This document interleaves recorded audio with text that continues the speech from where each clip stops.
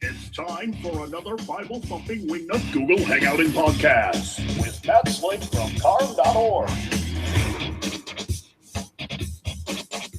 And now, here's your host, Andrew Rappaport. Well, welcome to another edition of Bible Thumping Wingnuts Slick Answers. That's the new name for this, the Slick Answers with Matt Slick. So this is Slick Answers, actually with Andrew Rappaport, because I'm the host filling in for Tim Hurd, the Bible Thumping Wingnut. This is something Bible Thumping Wingnut puts on. We encourage you to go to BibleThumpingWingnut.com to find out about the network of podcasts where you'll get Bible Thumping Wingnut podcast, Super Referendum, Ladies Love Theology, Conversations from the Porch. There are so many being added. I'm losing track of them all. But you can go to BibleThumpingWingnut.com, find out all about them. Bible Thumping Wingnut is a ministry of striving for eternity, which is the ministry I work for. And then we have the Slick one himself, the big guy, Matt Slick, who is our in-house apologist and will be answering questions tonight. Matt, how are you doing today? Well, you got to unmute your mic. Let me do that. Let's see if I could do that. Okay, there we go. Well, you asked me the first question, so let me show you how well I answer questions. How am I doing? Fine. He is quick and slick. Okay, we're done with the show. That's Yeah. right. You know, I had the nickname Slick when I was in high school, but it probably wasn't a good thing. It wasn't because my last name is Slick, that's for sure. I was an unbeliever. Because my last name is Slick. Yeah, go ahead. Yeah, your last name is Slick. I was an unbeliever who is unfortunately, a very accomplished thief. And I was called Slick because I could steal things while people were watching me and never could figure out how I did it. Not necessarily a good thing. Not necessarily a good thing. It is what shows what Christ saved me from. Mm-hmm. But now the closest I get to being slick is hanging out with you. There you go. So, Matt, you had a pretty busy weekend this weekend, did you not? Which weekend? Last weekend or the one like today weekend? No, last weekend, when you were in Dallas. Yeah, I was at two debates. One with David Smalley on Saturday night. And we debated, is the God of the Old Testament a moral monster? And then Sunday night with Matt Dillahunty, is secular humanism superior to Christianity? In both cases, they had to take the affirmative position. And in my understanding, they did not demonstrate the superiority, or Matt did not establish the truth and superiority of secular humanism. And Smalley did not demonstrate that God of the Old Testament is a moral monster. All Smalley did was give us his opinions about things, common sense stuff. That's what the debate came down to, is just a bunch of his opinions and preferences with no universal moral absolutes by which he could make absolute judgments. And then the superiority of secular humanism, I just demonstrated that it can't be superior to Christianity because it's self-refuting. And if something's self-refuting and can't be true, it's not it is then not a proper object of consideration for superiority against Christianity. I like what one person had said after the debate. They said David Smalley was arguing that God is a moral monster, but to be a monster, wouldn't he first have to exist? Which was the whole thing he was trying to debate.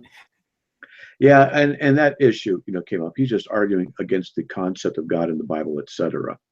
And that's what he was trying to do that way. I understand that, but it just doesn't. His position doesn't work. It comes down to, in an atheistic worldview, you either have universal absolutes or you don't, and moral absolutes. And then that's how you can say something is bad or is wrong by nature. But all they could do, and all they can do, is simply appeal to subjectivity. That's all they can do. Yeah, it was interesting because and I know I talked to you about this, but I had asked Matt Dillahunty a question at the end of the debate when it was for the open for questions. And I had asked him a question that basically put him in a position that he couldn't win.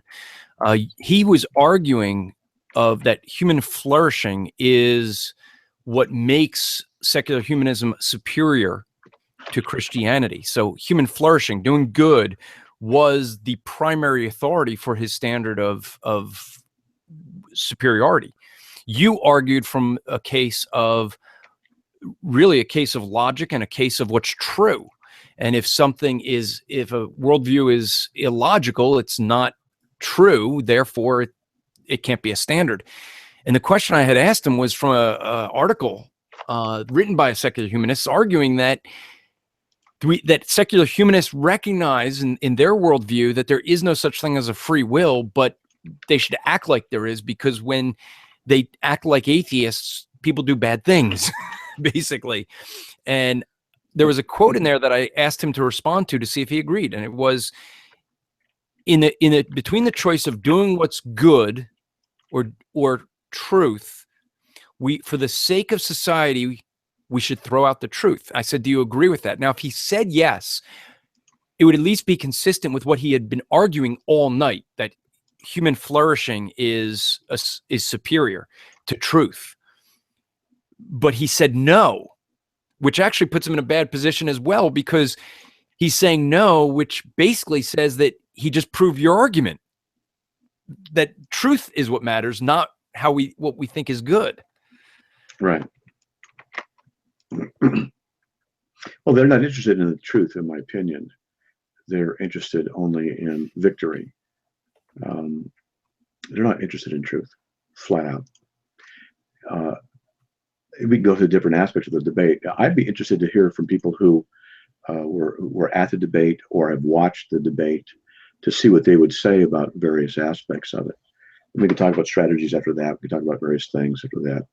But I think it might be worth it. Good. If anybody's interested. Well, what I think would be good is maybe to go through a little bit of your opening that you had, especially for the Dillahunty. I think that was a phenomenal opening. And we also have someone here in the Hangout who was at the debate, a believer. I hope that we get some professing atheists that were at the time, and we invited many of them in. And I think it would be appropriate, Matt, for you and I both to give a shout out to David, the atheist who joined us for dinner. Yeah, he was a great guy. Yeah, really, really good guy. He joined us for dinner. We hung out. I sat next to him during the Dillahunty debate, and we sat and talked, have a lot in common. Obviously not our views of God, but a lot of other things. He just really enjoyed the time with us. Yeah, he was a great guy. We enjoyed the time with him as well. Yeah, it was no animosity or whatever. And I think we took a couple of jokes at each other and took it all in stride and laughed. And it was just a good time eating at Denny's, I think it was. Was it Denny's or Perkins or it was something? Denny's. Yeah, it was Denny's across from the hotel. Whatever was open at that hour. Yeah, and I gave him a shout out on the radio. But anyway, if I guess some atheists who are interested, or anybody who watched, or I'd like to hear from them, see what they thought. And I don't know. I know Tim is listening in. I don't know if he's going to weigh in on this one. But did you get out slicked again at a restaurant? So Tim made me promise that I would not try to buy you a meal or anything. And during the debate, I didn't. I held to my promise, but that was Monday. That was over. The weekend was over then. He made me promise for the weekend. Yeah.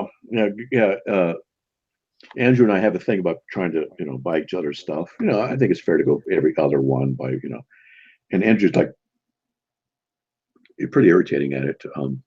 So once I had my credit card at the cashier, my hand out, and his hand comes behind me, grabs it. I'm a jerk. And so another time I'm at a restaurant and I got everything ready to pay, and I come back from a bathroom, and I do the bathroom. And he'd already paid when I went to the bathroom. I just stuff like that. So it happened again, at the restaurant.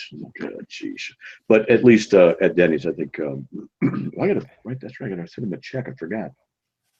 Yeah. Yeah. Yeah. Reimbursement check. Tim had picked that up and yeah. So That wasn't Matt Slick getting out slick. That was Matt Slick paying for it. That was being paid for by the GoFundMe account. Thank you to everybody who gave. We had just enough money come in to cover the expenses in Dallas and to pay the production crew working on the documentary, and that's where we're at now. We got a lot of footage to go through, but to everyone who gave to the GoFundMe account for the CARM documentary, thank you very much. It helped out tremendously. Yeah, it did. Thank you. You raised above and beyond, I believe, and but we were actually talking about Monday. You that was afterwards. He got slicked. What happened? So that was at the Tortito place or the Mexican place where he did to me again, right? Well, how did it work? Yeah. That's because I'm almost giving up. So Matt, could you go over, for folks what your opening was with the Dillahunty debate? I believe both of your openings are on carm.org, correct? Yeah. If anybody wants to, they can just go to CARM, go to the homepage, go to what's new, and new articles. And I put what I wrote there. Now, I modified it a little bit as I spoke. That's going to happen. But it's there. Come on, Link. Come on. There we go. And I broke down the issue into three main categories because how do you demonstrate the issue of superiority? The issue of superiority is subjective because what could be superior for me might not be superior for you in regards to a good car. And there are certain areas of subjectivity that are there. Well, when we're dealing with philosophical positions like secular humanism and Christianity, then we have to have at least categories that are common to both so that the categories can be examined and compared. Then we have to have a standard by which we can authenticate superiority. So, for example, telephone poles, are they vertical or not? Well, we have to have a standard by which we can judge which is vertical. That would be more applicable to the issue of moral truth. But the principle applies. So without having here's one of the problems is that Matt Dillahunty and I and Ezra were communicating in the emails the week prior to the debates about various topics, various things, and the issue of superiority came up. Well, I basically had already written my opening statement because I had to deal with Gary Smalley and Matt Dillahunty, and then I was talking to Matt Dillahunty at the debate that day, I think it was, or next, whatever. And he said that he figured out that I was hitting only reply to Ezra and not to him. And I didn't know that I was supposed to hit reply all. I was just talking to Ezra about various things about superiority. So we didn't get a complete description of what should be agreed on. That should have been agreed on a long time ago. But that's just what happens in debates sometimes. Not that big a deal. Well, without an agreed upon standard of what makes something superior, then it really is difficult. Well, what I did was I went to the Secular Humanist website, which Matt Dillahunty said basically holds his position. He said, for the most part, it does. I wouldn't expect him to agree with every single detail, but All right, so here's a principle. If you have two philosophical worldviews and you're going to decide which one is superior, well, you'd think you need to have a standard of superiority. But what if you could attack it this way? What if you could say, well, let's look at, for example, secular humanism and demonstrate that it refutes itself, that it can't work. Well, if it can't work and it refutes itself, it's therefore not true. And if it's not true, therefore, it can't by default be superior. So all I have to do is show in the debate that secular humanism is self-refuting. And if it is, then it cannot be superior to Christianity. No matter what argument you would give, becomes irrelevant at that point. So this is a strategy I took. It's a perfectly valid strategy. And so I went in three main areas. where humanism says, philosophically naturalistic, in hopes that nature is all there is. The hopes that nature, which I thought was really interesting, the word hope. But if the physical realm is all there is, then there's a natural problem. Because if the physical realm, and I'm just going to shrink it down, do all three of these main categories. If the physical realm is all there is, or that's the position you work from, then philosophically speaking, that's self-refuting. And the reason it's self-refuting is because it would mean that your physical brains are operating under the laws of physics and chemistry, motion, etc. And there is no known mechanism in the brain in any way that anyone knows, period, how chemical reactions produce proper logical inference. All you have in the brain is chemical reactions leading to other chemical reactions. They don't produce logic. They don't produce proper logical inference. That means that whatever goes into your brain comes out of your brain is just a chemical reaction, but you don't know if it's true or not. But that means if you're a secular humanist operating from a naturalistic position, you can't trust your brain to tell you the truth about secular humanism. Therefore, you can't argue from the position that it is the right position, because you can't know if it is, because your brain is not producing proper logical inference. So therefore, it's self-refuting. Christianity, on the other hand, can account for this, because we're more than our physical brains, and I'm going to put into that. The second point is it deals with the issue of science, and without getting into too many details, science, and I just find a scientific method, observation, hypotheses, experimentation, predictability, then theorization. And there are different views of what science is, but that's pretty much what science is agreed upon to be those basic elements. Well, science is a philosophy. You can't prove the scientific method by the scientific method without begging the question and demonstrating that you're just assuming it to be true in order to work from it. That's begging the question. It's a logical fallacy. That means the philosophical position of secular humanism, which presupposes the necessity of science in order to learn about things, is ultimately begging the question, and there again is self-refuting. Furthermore, science is philosophical in that it presupposes the laws of logic and the issue of uniformity of nature. And I went into those in more detail. And so it's a presuppose, and those are philosophical assumptions. But if they're philosophical assumptions, then they're not scientific. But if science is a way to learn about truth, then how can you verify that's the right way to do it to begin with?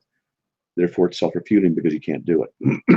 We went into the ethical system, a third area, and there were consequentialist ethics. In other words, you judge what is morally right by the consequences.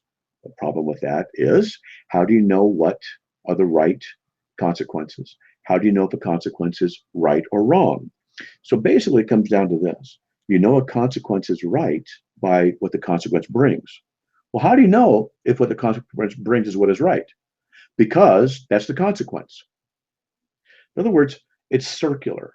We know it's right because that's what we judge to be right by the consequence. Well, how do you know it's right? How do you know the consequence is right? Because we judge it. How do you know what you're judging is right is true? Because by the consequence. So it's circular, and you can never know if consequentialist ethics is correct. But in Christianity, we have the answer, and the answer is that ethics come out of God's character, etc. And I forgot that the uniformity of nature and the presupposition of God's of the laws of logic, which science uses. I forgot the second part there. We can answer those things with God, and I went through and explained how they can do that. So I know I'm going through quickly, but the issue is that the secular humanist perspective, the three main areas of epistemological importance in the worldview, fails. But in each of those areas, Christianity does not fail.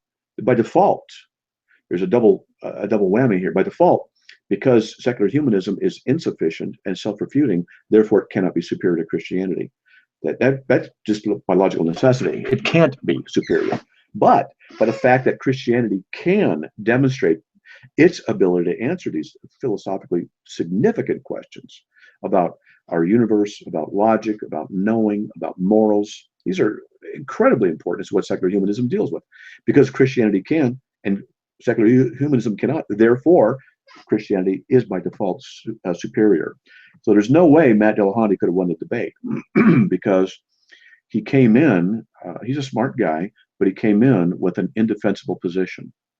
And that's just it. It's indefensible. And I showed why it's indefensible. and why Christianity is true, and that's just the way it is. That was the basic argument. Yeah, I mean, that's why I thought it was so neat when, and it was funny because I never explained when I asked my question to him, truth or doing what's good, and he said truth. I should have it said, well, thank you for conceding Matt's point. I should have just said that to him. Yeah, That's what he did. And I think that by the time the questions came around, I think that this is my subjective opinion, and if an atheist hears this later, I'm not trying to be arrogant, but I suspect that when Matt and I had that cross-examination period, that it was his idea to forego the 15 and 15 and just combine it into a half hour of let's just talk, which I think is fine, and I like that. And I said, fine. During that time, I forgot how it came up, but the issue of naturalism and how can you trust your brain to be proper and to produce proper logical inference. Well, there is no way out of it for him. And I just kept hammering it over and over and over in different ways. And I think Nathan actually said here, he thought it was a little obnoxious doing that. But the point is, I wanted to demonstrate and bring it on home that he doesn't have a leg to stand on in this intellectually. And, I would kept saying, your brain just made you say that. Your brain just made you say that. Your brain just made you say that. Because you got to say the thing over and over again in order for atheists to get it. And I think, I suspect, by the time our half hour was over of this, I think he was softened up a bit and more able to receive some of the questions that you guys formulated very well and asked him. And so I think that, I don't know if Matt Dillahunty is going to want to do a debate again with a Christian where he has to take the affirmative. I don't know. Maybe he will. Yeah, I mean, he even mentioned in his opening, this was one of the first times he took an affirmative position. He was saying how he was glad for that, but I don't think by the end that either he or David Smalley were glad that they had an affirmative position. Yeah, and I like both of them. In fact, I was just texting with David Smalley today and yesterday about him coming out here, coming on my radio show, and we're going to do some talking and stuff like that. And that's fine. I mean, both of the guys are nice guys. I have no problem going out to dinner with them, and for the most part, I would trust them. But they're atheists, and no disrespect meant, but they're enemies of the gospel. And my job is to try to demonstrate that their position is philosophically untenable. So if there's any atheists listening here, let me ask you a question. Do you want to believe truth? Is that what you're interested in? Or are you interested in atheism, the denial of God, your emotional justification? I want to know what you're absolutely interested in. What's your inner motive? And only you can answer that. What's your real ultimate desire down deep?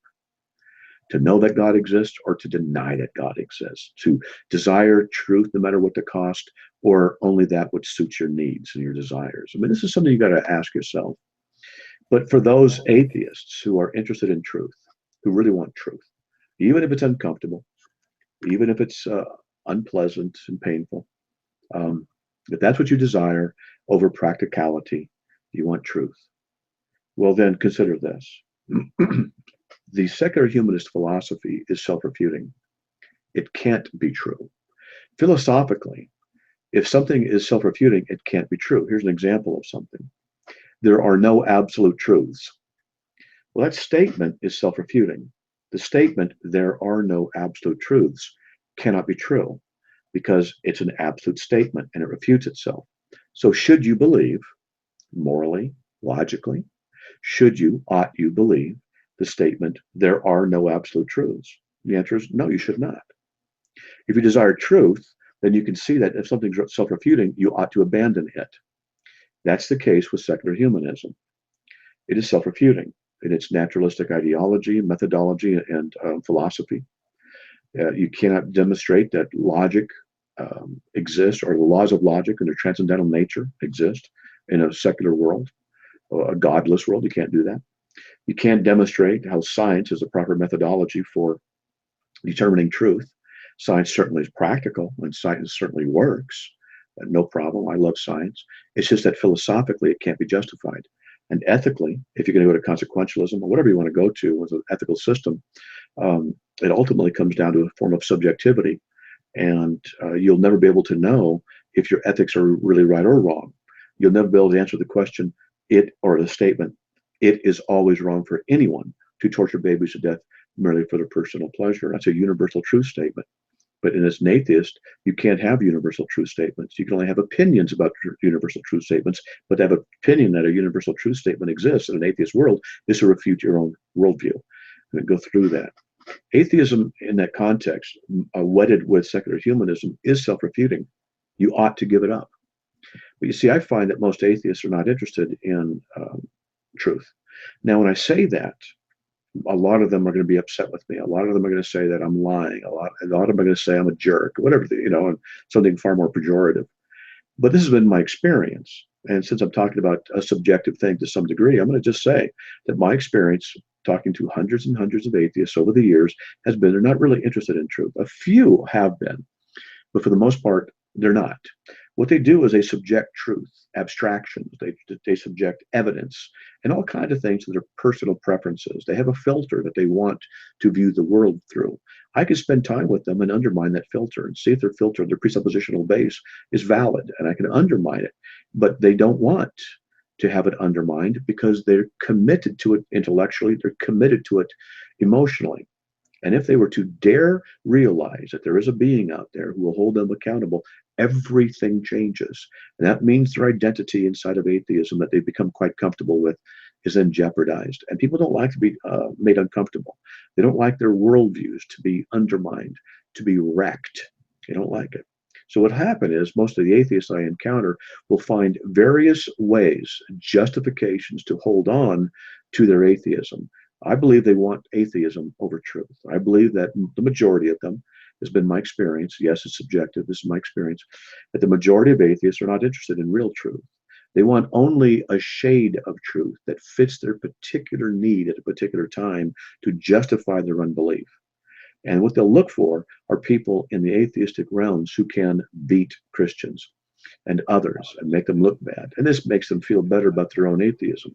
But when they meet people like me and others who are far more intelligent than I am and far more capable than I ever will be in arguing these issues, when they encounter people like that, then what often happens is they abandon the so-called search for truth, and then they attack the messenger, or they put their fingers in their ears and say, la, la, la, la, la, la, I don't care.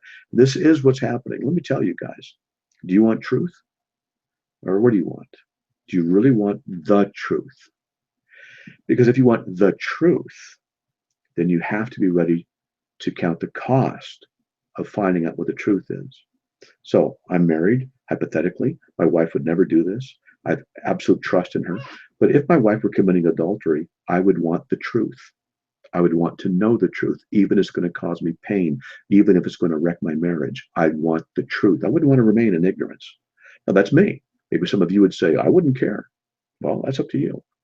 I prefer truth. And so I necessarily must pursue it, must seek it, and I want it. And I think that it's obligatory for all people to believe that which is true and that you should do it. Secular humanism is self-refuting. It cannot be true. But because they got nothing else to work with, what the atheists will do, who are secular humanists, what they'll do is continue to hold on to that thread and defend it in any way they can, even though it can easily be severed by simply using logic and real truth. You're going to find out what you want, because eternity is a long time to be wrong. Good quote. Mm-hmm. I think we saw that with David Smalley when he was corrected on his argument with the sacrificing of, and I'm drawing a blank, I think I want to say Jephthah's daughter. Mm-hmm. But when I explained to him, this seems to be a debate only within Christianity. In Judaism, that it's accepted that it's his daughter's virginity that was sacrificed. And I said to him, even if I got to study that, yeah. If Jephthah did sacrifice his daughter and kill her, he'd be wrong in doing it. So yeah, it's still not an issue. But he didn't care.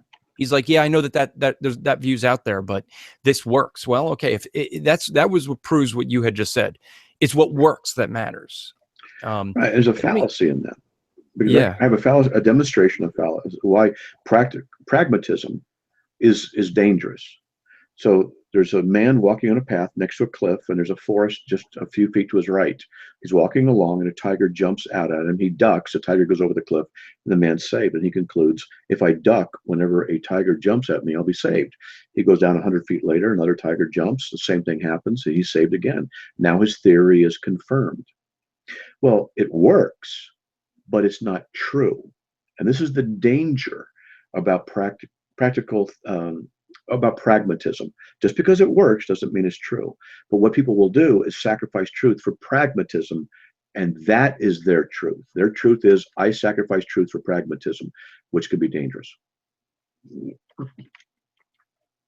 Okay, so let's address some things. And I will say that anyone who's watching on YouTube, if you go into the description of this YouTube video, you see the link to join. If you're listening on Mixler, the link to join is there. We're hoping that some of those who maybe saw the debate, especially if you are on the atheist side, to come in and talk. I know there are a couple comments in chat we're seeing. One is someone said, who accepts a debate on the topic of morality and then argues a justification of logic? Matt, what was the debate topic with Matt Dillahunty? Matt Dillahunty's debate topic was, is secular humanism superior to Christianity?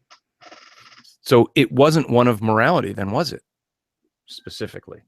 No, it was not a moral debate topic. It was secular humanism, but secular humanism encompasses the issue of naturalism, that the universe is all there is, of science as being the proper methodology for obtaining knowledge about our realm, and consequentialist ethics, that the consequences will determine ethical truth. Each of these three categories are problematic philosophically, and I demonstrated their philosophical problems.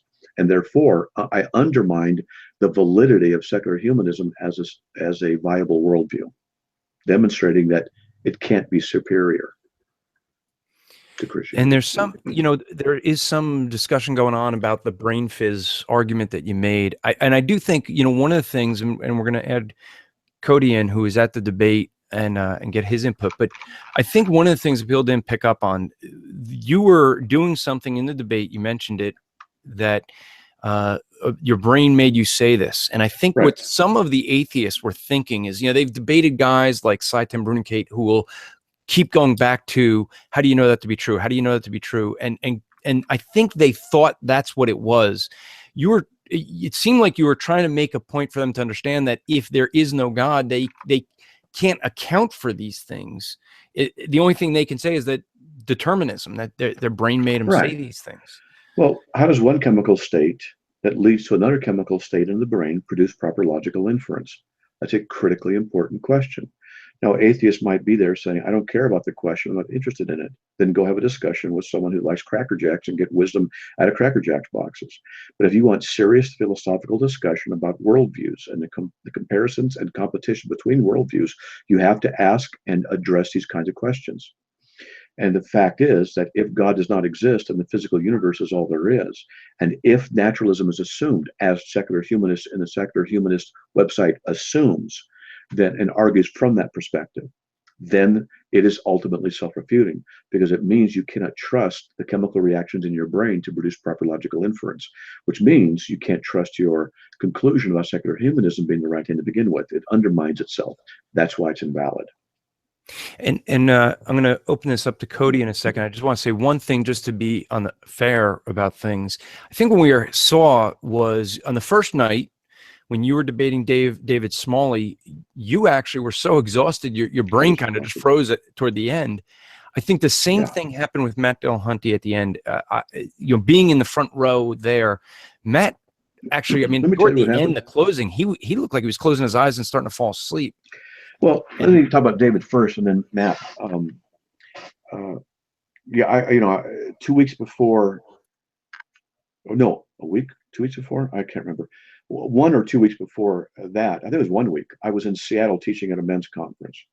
2 weeks before that, I was in Anaheim, California, teaching on Islam. 3 weeks before that, or 2 weeks before that, I was in Montana doing a debate. 2 weeks before that, I was in Anaheim, or California again. It just was going and going and going. I didn't have much time to prep. And that's the truth. I'm not complaining. It's just what it is. It's a reality. And so I was exhausted. And when I was talking during the debates with David Smalley, I actually got tired. The last 10 minutes of our debate, my brain just started I mean, sorry, that's just what happens. I just got tired. I had trouble concentrating. And plus, Matt Dillahunty was to my right in the front. And some of the questioners later asked me questions, which I didn't want to give away some of the answers because they'd be dealing with the issue I was going to be raising on the next night. So I purposely kind of kept quiet on some of these things. That was a strategy I used because they want to show my hand. But I did get tired. And excuse it or not, that's just what it was. So that's that. But still, Smalley said during the cross-examination, he said, this is really tough. When's it going to be over? And so that's not a declaration of victory on his part at all. So when Matt Dillahunty and I talked the next night, I was so tired that I could have gone to sleep.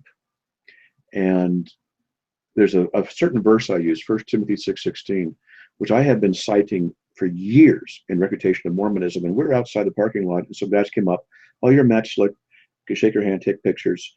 And you've helped me with Mormonism and blah, blah, blah. And I said, yeah, just like it says. And I was going to quote that verse. I couldn't remember it.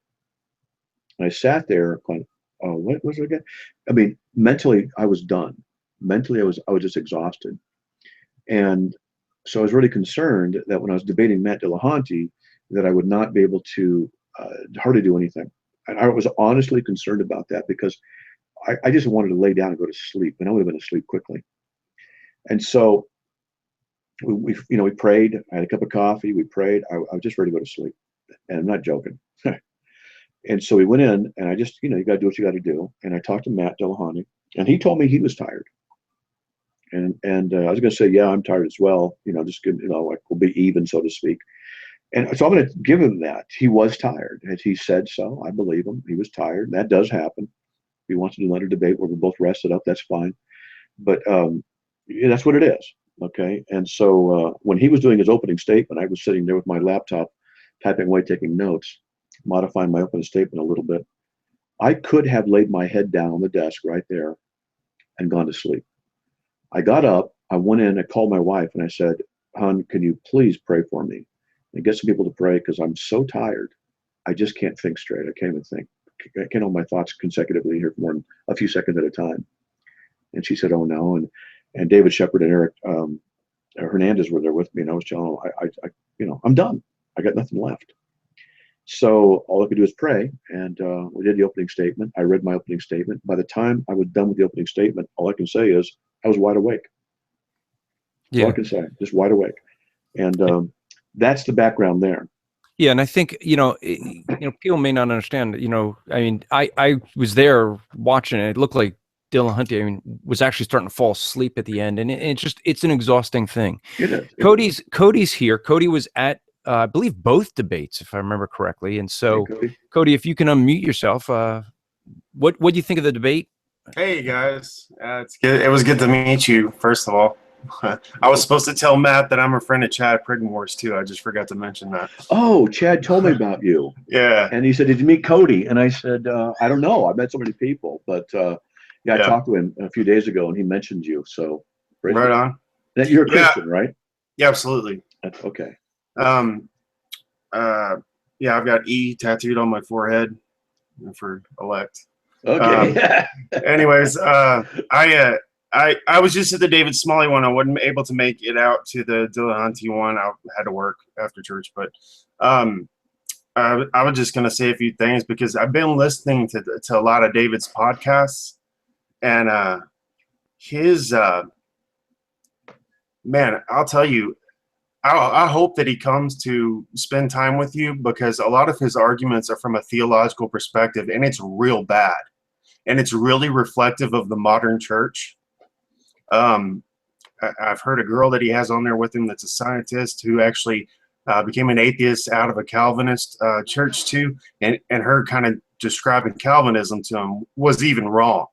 Like everything that he says is wrong because he has a lot of people that have quote unquote come out of Christianity on his podcast, and I like to kind of hear and see where they're coming from in that respect. But he's a nice guy, but dude, he's had some jacked up teachings, seen some jacked up examples, and but ultimately, yeah, It's kind of sad. Well, here's my text. I've been texting him a little bit. We exchange. I mean, I like David. I like Matt Yeah. Dillahunty. I mean, I have no problem with these guys. He asked me, "Do you ever use Twitter?" I said, "Yeah, just getting back into it." And gave him my name. I asked, "You still up for coming out here to Idaho? We could have discussions on my radio show, and if it isn't too cool, if it isn't too, I should have said cold, we could go shooting." And he said, "I'm definitely up for that." That's what he said. That's what our last convo is. That'd be good, man, because he really needs to be taken to school on a lot of those things, just for education purposes, because he's operating out of everything we hate about false converts, pretty much. But in regards to what it's often the case that atheists haven't done their homework when it comes to Christianity and Christian theology. And I forgot what it was. I think Matt Dillahunty made a comment, a theological comment. I'll try to remember it, and I had to correct him. Not correct him like he's a little boy, needs to be corrected. I'm not talking like that in that sense, but I'll think of it in a little bit. But it was also a mistake. Oh, I remember now. Sorry, I'm cutting you off. I know, but it was he watched the Jesse Morrell debate, and that I had with Jesse Morrell, where there was no cross-examination. That's where debate's made. But nevertheless, he said, "Which truth?" They both said scriptures, and they both disagreed with each other. And so I said, but the issue wasn't about election and free will. Excuse me, the debate was about election and free will, which I harmonized in my presentation. But we both agree on the essential, that it's justification by faith alone through Christ alone. I said, it's particular, I called it the order of salutis, basically. The order of salvation, regeneration preceding faith, faith preceding regeneration, this kind of a thing. I said, that's the issue. He didn't touch it after that. So it's things like this. They don't understand biblical theology, and they make statements out of ignorance. And I'm not knocking them. I'm saying they need to study what they're criticizing. And I'd be willing to help atheists theologically. They can call me up and say, okay, is this the correct Christian perspective? And I'll tell them. Well, it's easy to come to conclusions on things that you're not, that you don't study, in an attempt to protect your personal autonomy. Yeah, I have to do their homework as well as my own. Yeah, I have to study atheism. I have to study secular humanism. I have to study Roman Catholicism. I have to study Mormonism, Jehovah's Witnesses. I have to study philosophical positions. I have to study cladistics. I've got to study all kinds of things. And they want me to know it at an expert level. Sorry, but they do. And yet, the atheists, for example, they don't have to study anything. All they got to do is go to a website, get some alleged Bible difficulties, and then ask a Christian about them. Come on, Christian, answer it. They don't do any real serious study. They don't. That's why I asked you the question at the end about anthropomorphism, because I remember you asking that. I did that for the benefit of the people that were there, to be honest, because I wanted you to have a little bit more time to explain that, and because that's something they get wrong totally, and that needs to be reconciled in their minds, in regards to just eliminating misconceptions, I guess. But as far as what you said, well, that was the first time, I haven't watched a whole lot of atheist debates, so it was the first time I've ever heard the kinship argument that he presented. I thought that was interesting, but other than that, talking about the kinship between animals, such as like protecting the whole herd, white-tailed deer, one will expose his tail to at the risk of itself to protect the herd. That's meaningless. Yeah, I agree. It was just I'd never heard that. But you were right on when you came back with, you're coming off of emotional appeal, and he was. He's angry. Yeah. About and right before I asked you actually that question, he came out like very. It was almost like, man, I saw something demonic in his eyes. I'm not trying to. But and in the tone where he said, God is evil and I would not worship that thing, or something to that effect. I'll have to look back over and see we listened, but it was just almost like it was not. Anyways, but calling him out kind of on the emotional appeal that why would I serve a God that does these evil things and whatnot. But whenever you started talking about whenever you just kind of lit into the gospel a little bit and just talking about Jesus and that you need Jesus, man, I was tearing up. Like right when you said that, I'll be honest, man, it's something about your impassioned plea and and the gospel just kind of broke me. And then you started to go in. I don't care if you guys mock me, but this is my story. I've been in the presence of holiness, you know, and that was really Oh, I forgot I said that. That's right. yeah. And I have been, and I'm not bragging. It's just, yeah, by God's grace. But I pleaded with him the last bit, the last 2 minutes. That's right. Tried to tell him, come on, this is serious stuff, guys. I wanted him to know I care about him, and I do. Yeah. That's really kind of all the comments I had on that. But Cool. It's just sad. David had asked me at one of the first debates I went to. I met him to come on his show. He likes to have run-of-the-mill, just regular Christians on there to ask what they think about certain things. And I've seen him kind of corner people that just don't know any kind of answers to simple things that just flow in a theological deal. So actually, I'm considering it now, just because he's just doesn't understand it. And I want to help, but. Yep. The atheists need to study what they criticize. Sure. They need to. And most of them don't. They don't know what they're doing. Yeah. Well, thanks for talking with me, and it was good meeting you, man, and Andrew too.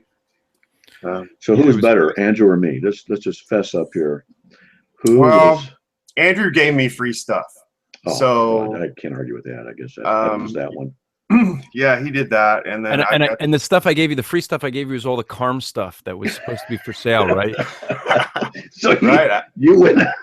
I got some book called Under the Influence or something like that. Under the Influence. I don't know. That is awesome. What a great the sequel to his first book, The Influence. Under the Influence. That is so good, Cody.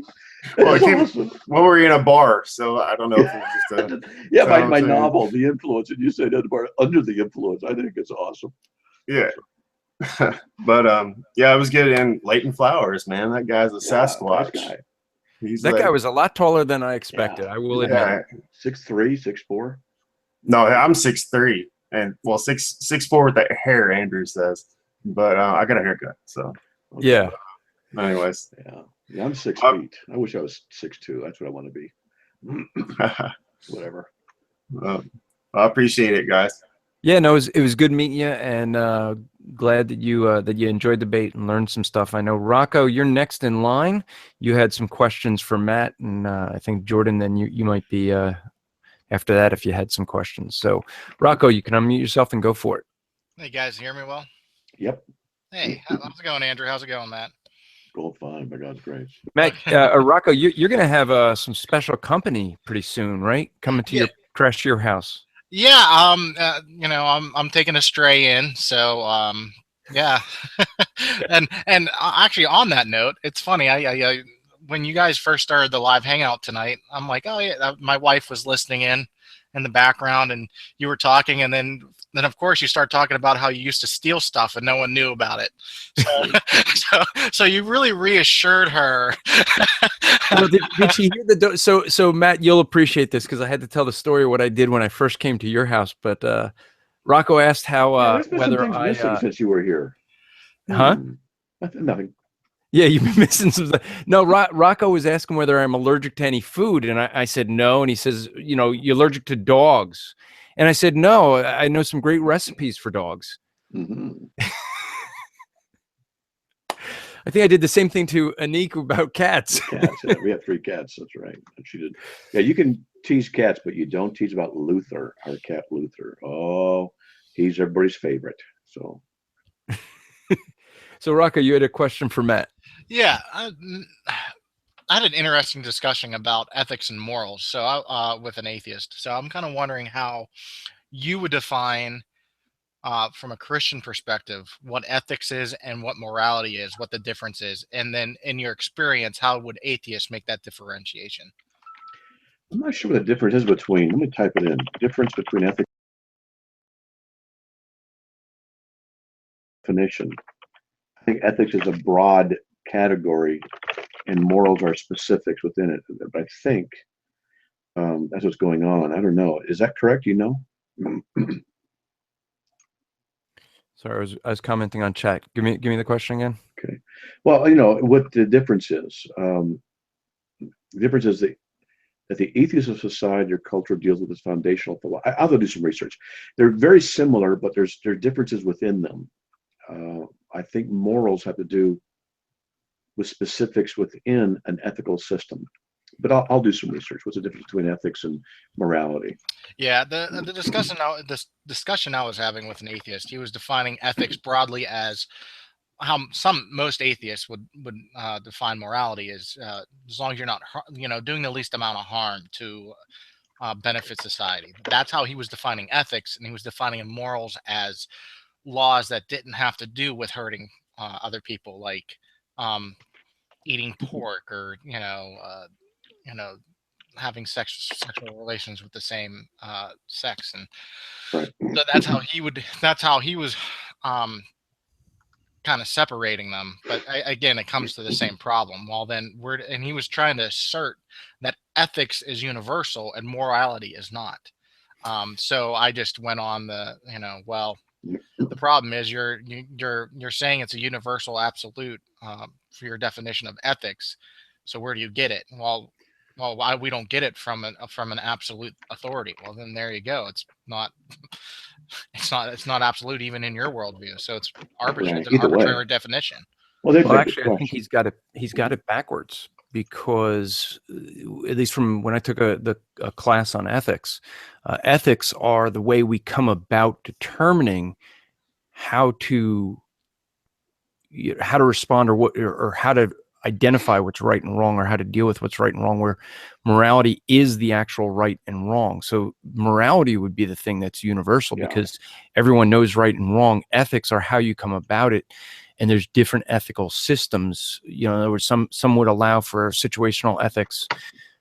Classic example everyone always gives: someone breaks in your house and asks if your family's upstairs, or the Nazis knock on your door and ask if if there's Jews in the house. And people would argue that situationally you should lie to do that. And there's that's an ethical way of how to come about determining right and wrong, versus the morality, which is the right and wrong. Right. Okay, that works. Yeah, I just did a little bit of research. Morality is understanding the distinction between right and wrong and living according to that understanding. And ethics is the philosophy of how that morality guides individual and group behavior. It's general, but yeah, I think it's a good question. Well, leave it to Matt to summarize what I try to say much better than me in one sentence. Hey, I copied it from the website. I posted it in there. So I gave the link where the website was, where it's from. But yeah, worth looking into. All right, so I'm going to add Jordan to the and Jordan had a question until he came in, and he said then his brain, maybe we should say his brain went fizz. He it froze up on him and he couldn't remember. So Jordan, unmute yourself. I don't know if you've remembered your question. If not, say hi to Matt. No, I still don't remember what I was going to ask him, but I watched most of the debate live. I was having a little problem streaming it, and I said, next time I get a chance to ask Matt this question, I'm going to ask him, and I'll be darned if I didn't forget it as soon as I came into the room. So, hi, Matt. Hey, how are you? Yeah, I know how that works. Yeah, it's like a couple of days ago, I sent myself to the office. Within 3 seconds, I forgot why I was there. Yeah. It's happening more and more the older I get. So yeah, I was going to say, this is something you're going to have to get used to as you get older. Saitem Brunner-Kate always jokes that there's two things that as you get older that you start to have to deal with. One is a lack of memory, and the other is you forgot. I can't remember. That's all right. You'll experience it. You're still a young guy, Jordan. I'm in my 30s now, so I guess I'll be compared 60 to in Matt, a month. you're but a child. He's like gonna double that soon. Matt, how old are you gonna be this December? 60. That's a 6 and a 0. Yeah, that's right. I'm gonna be 60 years old. How about that? So by God's grace, still plugging and still being able to, hopefully by God's grace, serve Him, and that's what I want to do. Matt, there's some confusion, at least in the chat, since right now we got some, at least I'm not seeing anyone that has questions to ask of you right now. But there's some folks who are saying that they really didn't understand or weren't convinced by what you were saying with the brain fizz argument. Could you explain that a little bit better, maybe for those who are watching and responding on YouTube? All right. All right. So let's just go very simplistic to get the principle down. So we have baking soda, which is a chemical. We have vinegar. It's a chemical. And so we have a glass. And we take the baking soda, we put it into a glass. We take the vinegar, we put it into a glass. We have a reaction. Does that reaction produce logical inference? Now, let me explain what I mean by logical inference. For example, all men are mortal.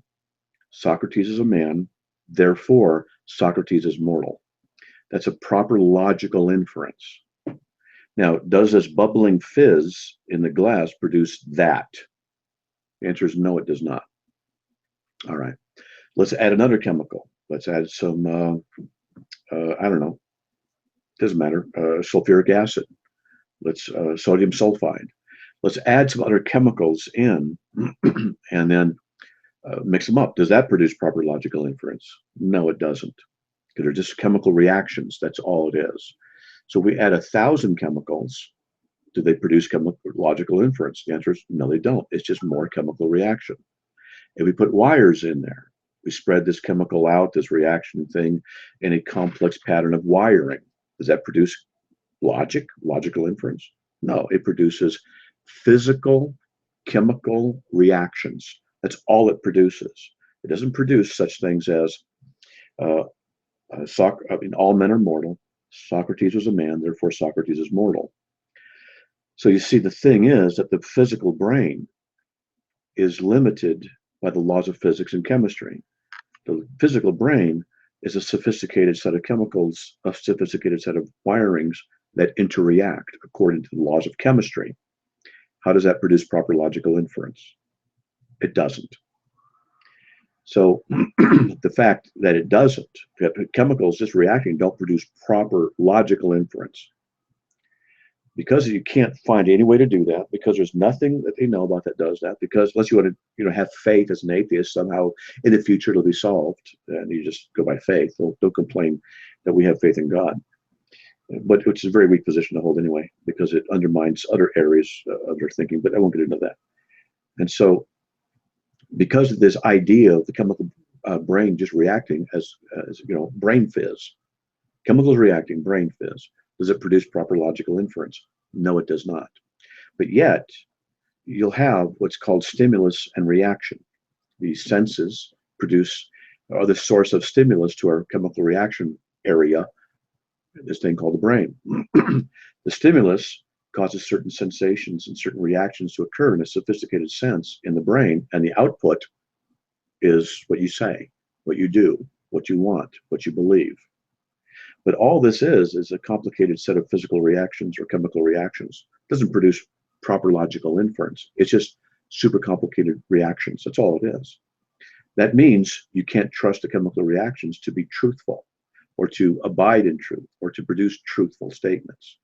You can't know for sure if the logical inference that all this it seems to produce somehow is actually logical inference, or if it's a chemical reaction given the illusion of logical inference. There's no way out of this. And because there's no way out of this logically, then therefore you can't trust this idea of brain fizz, which, to just summarize it, as being a means by which you can know truth. Therefore, the idea of naturalism, where you assume the validity and sole scope of philosophical truth to include basically the physical universe, motion, matter, physics, chemistry, etc. That's all you work with. Then that shoots you in the foot, because you can't even trust your own brain in that worldview. That means that worldview is insufficient. That means that worldview is incapable of giving you a rational answer. It means the worldview refutes itself. Therefore, you shouldn't believe it. That's what's meant by this whole thing of brain fizz. Okay, so I have a very quick question pertaining directly to that, and it's Sure. not really a point that I would want to argue. It's just something I wanted clarification on. Like when you said like the the baking soda analogy you used with the vinegar not producing. Did you say not producing logical inference? Right. Okay. By that, do you mean like a subjective conscious experience? Is that what you mean by that, or? Well, you see, that's the thing. It gets more philosophically difficult because what is proper logical inference? It is a deduction that occurs, in this case, the example I gave, but it's an abstraction as well. So how do chemical reactions then produce consciousness? Well, all the atheists can do is say, it just does. That's all they can take. The secular humanist would say, it just does. Really? How do you know? Because we see it work. How do you know that? Well, because it's working. So what they're doing is begging the question. They're assuming that their consciousness is the result of this process, but they don't know. They just say it. So I could say to them, your brain made you say that. And what I'm trying to do when I say that is I'm undermining their rationality. Your brain made you say that. It's just chemical reactions causing you to say that. It's not an issue of truth. It's an issue of chemical reactions. I forget what your question really was. Sorry. Yeah, I'm in total 100% agreement with you.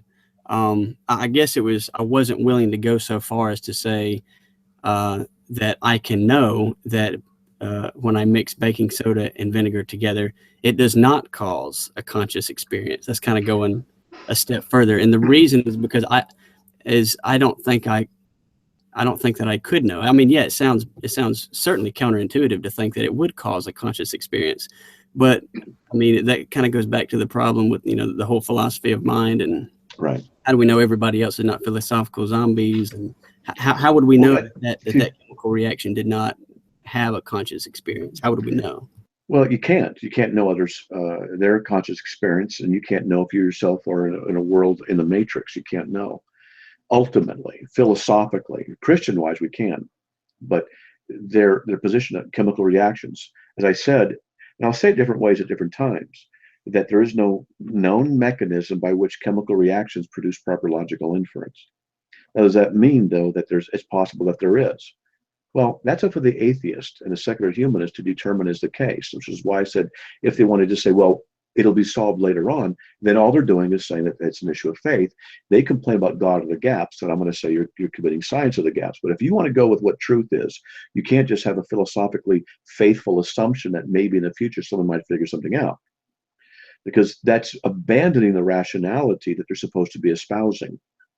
So they're actually refuting themselves when they do that kind of a thing. That's a problem. But we don't know, and I've said this before, we don't know of any mechanism by which chemical reactions produce proper logical inference. And that's why I start with basic baking soda and vinegar. To demonstrate, look, the simplicity here, we can grasp that. Of course, it's not logical inference. It's just chemical reaction. Well, then at what point does it become chemical consciousness? Nobody has the answer to that. And it presupposes what's called property dualism, that the physical brain produces a property called the mind. And it says that when the physical brain is done, then the property of the mind is also done and the mind ceases to be. So what it's saying is, what the atheists have to say is, philosophically speaking, the mind is greater than the sum of the parts, that the mind somehow has emergent value out of the physical properties. This is pure philosophy, subjective hopefulness. That's all it is. So the atheist, in order to defend this position or try and argue against my attack on that position, has to actually get into an area of ignorance and faithful expectation and hope about things they don't know about that they hope might be the case. So ultimately what they're doing when they try and argue against it is to actually give up their position as being unviable, because they're saying they have to abandon the rationality of their position and argue from a position that's irrational, which only further demonstrates that their brains aren't working right. Just chemical reactions. They're refuting themselves. That makes sense. Yeah, and I think I pretty much agree with you, which is the whole philosophy of mind issue is probably the main reason I'm not an atheist. I think Realistic Nihilist had a question. He was wanting to ask, we're going to add him now. So down. I'm turning you up, Realistic Nihilist, and just got to. The reason I was doing that was just because when you come in on a tablet I moved the volume down because we can end up hearing you in the group until I add you to the Hangout. So you think you're dialoguing with Matt, and Matt's hearing you, you're responding to Matt, but no one else is hearing you. So that's why we do that. Okay. Yeah, so I think the explanation that Matt gave actually begs the question against the naturalist, and I'll explain why. Because what you were saying is, what the naturalist affirms is that that it's the case that there's nothing more than natural properties, right? And that actually produces consciousness. But Matt's response was to just say that chemical reactions don't give you consciousness, or they don't give you aboutness or propositions or logical inferences or things like that, right? But you can't just assert the negation in order to refute a view, right? I mean, I agree that it's an interesting question, and that the naturalist is going to have to provide an account to a person who's skeptical of whether or not it's possible under naturalism. And I agree that hitherto, you haven't been given an account by a naturalist of how you get propositions, but it doesn't follow from the fact that you didn't get an account that there doesn't exist such an account, nor that the view is false, right? That's just a standard argument from ignorance. That's their ignorance. Now you might say it's mine. I will say, how does one chemical state that leads to another chemical state produce proper logical inference? And if you've heard me say, there's no known mechanism by which that can be justified. Right. There's no philosophical or mechanical mechanism by which it can be. Right. So what you're saying is, because we don't know of such a mechanism, there is no such mechanism. I didn't say that. That's a standard argument from ignorance. I'm not saying that. I'm not saying that. So we don't know how it can work, and there is no known explanation. And if they were to try and argue from a hopeful position, then what they're doing is giving up their position. Well, I'm not sure that naturalism is committed to anything other than the only entities which exist are natural, right? I don't think naturalism is a view about how one is supposed to form inferences or anything like that. So I wouldn't see how it would be self-refuting. There's some other issues that are related I haven't talked about.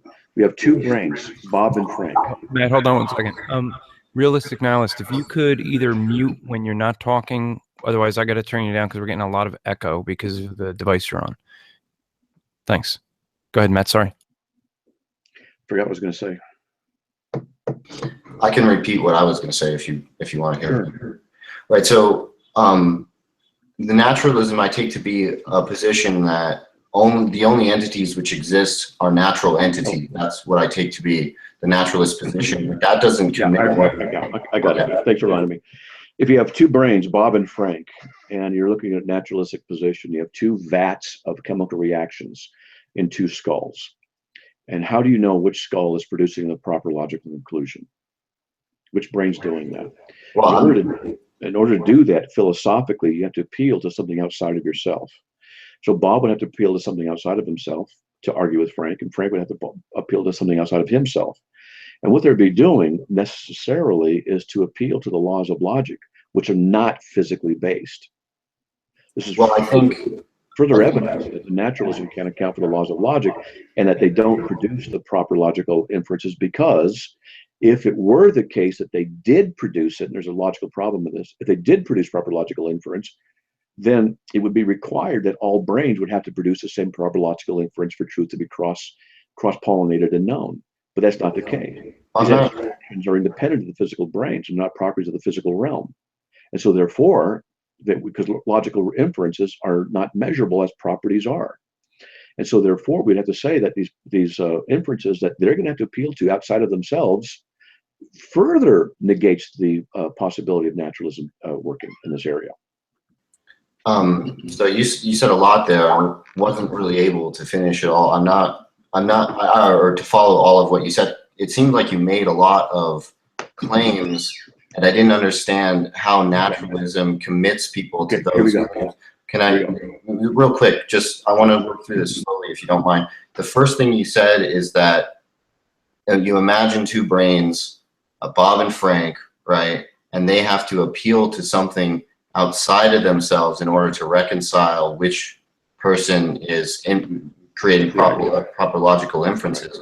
But I don't understand why naturalists couldn't appeal to a brain structure that produces those types of proper inferences, right? Which brain structure? I don't know. Presumably, there's a logical brain structure and an illogical brain structure, right? How would you know? I'm not a naturalist, but the fact that I can't answer From this perspective, can I just answer no? Well, look, I don't have an account. I'm not a naturalist, so I'm not attempting. Okay, well, hold on a second. Hold on.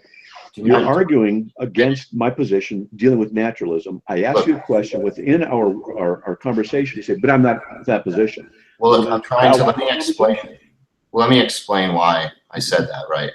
Because what I'm telling you is I can't give you an account for naturalism because I'm not a naturalist. That's why I'm saying that. What I am saying is that I don't understand the argument that you're making, right? I'm not understanding the argument that you're using to show that naturalism is false, right? That's what I'm telling you. I'm not saying anything like I'm a naturalist. I'm not defending naturalism. I'm saying I'm not following the inferences you're making. So if you could, what you could do is you could set out like a proper deductive argument, right? And then we can scrutinize the premises or something like that. And then that leads to the conclusion that naturalism is false. If you'd like to produce a contradiction, if you'd like to show how naturalism logically implies two contradictory propositions, then I'd like to see that, right? But hitherto, I don't think that you've done that, and so that's what I'm interested in. Okay, you're not interested, or that's what you're interested in that one area. I'm not interested in having to reduce it all to proper logical phraseology with proper stuff. I just don't want to do that. I'm trying to give people the understanding of it in a generic sense. And, that's just the way it is. I've said it different ways. And what you want me to now do is stop what I'm doing and give me a logical thing about this statement, that statement. Maybe another time I might be able to do that. But right now, not right now. Well, I'm not trying to get you. I'm not trying to get you to. Sorry about that. I'm sorry I didn't mute if I was talking.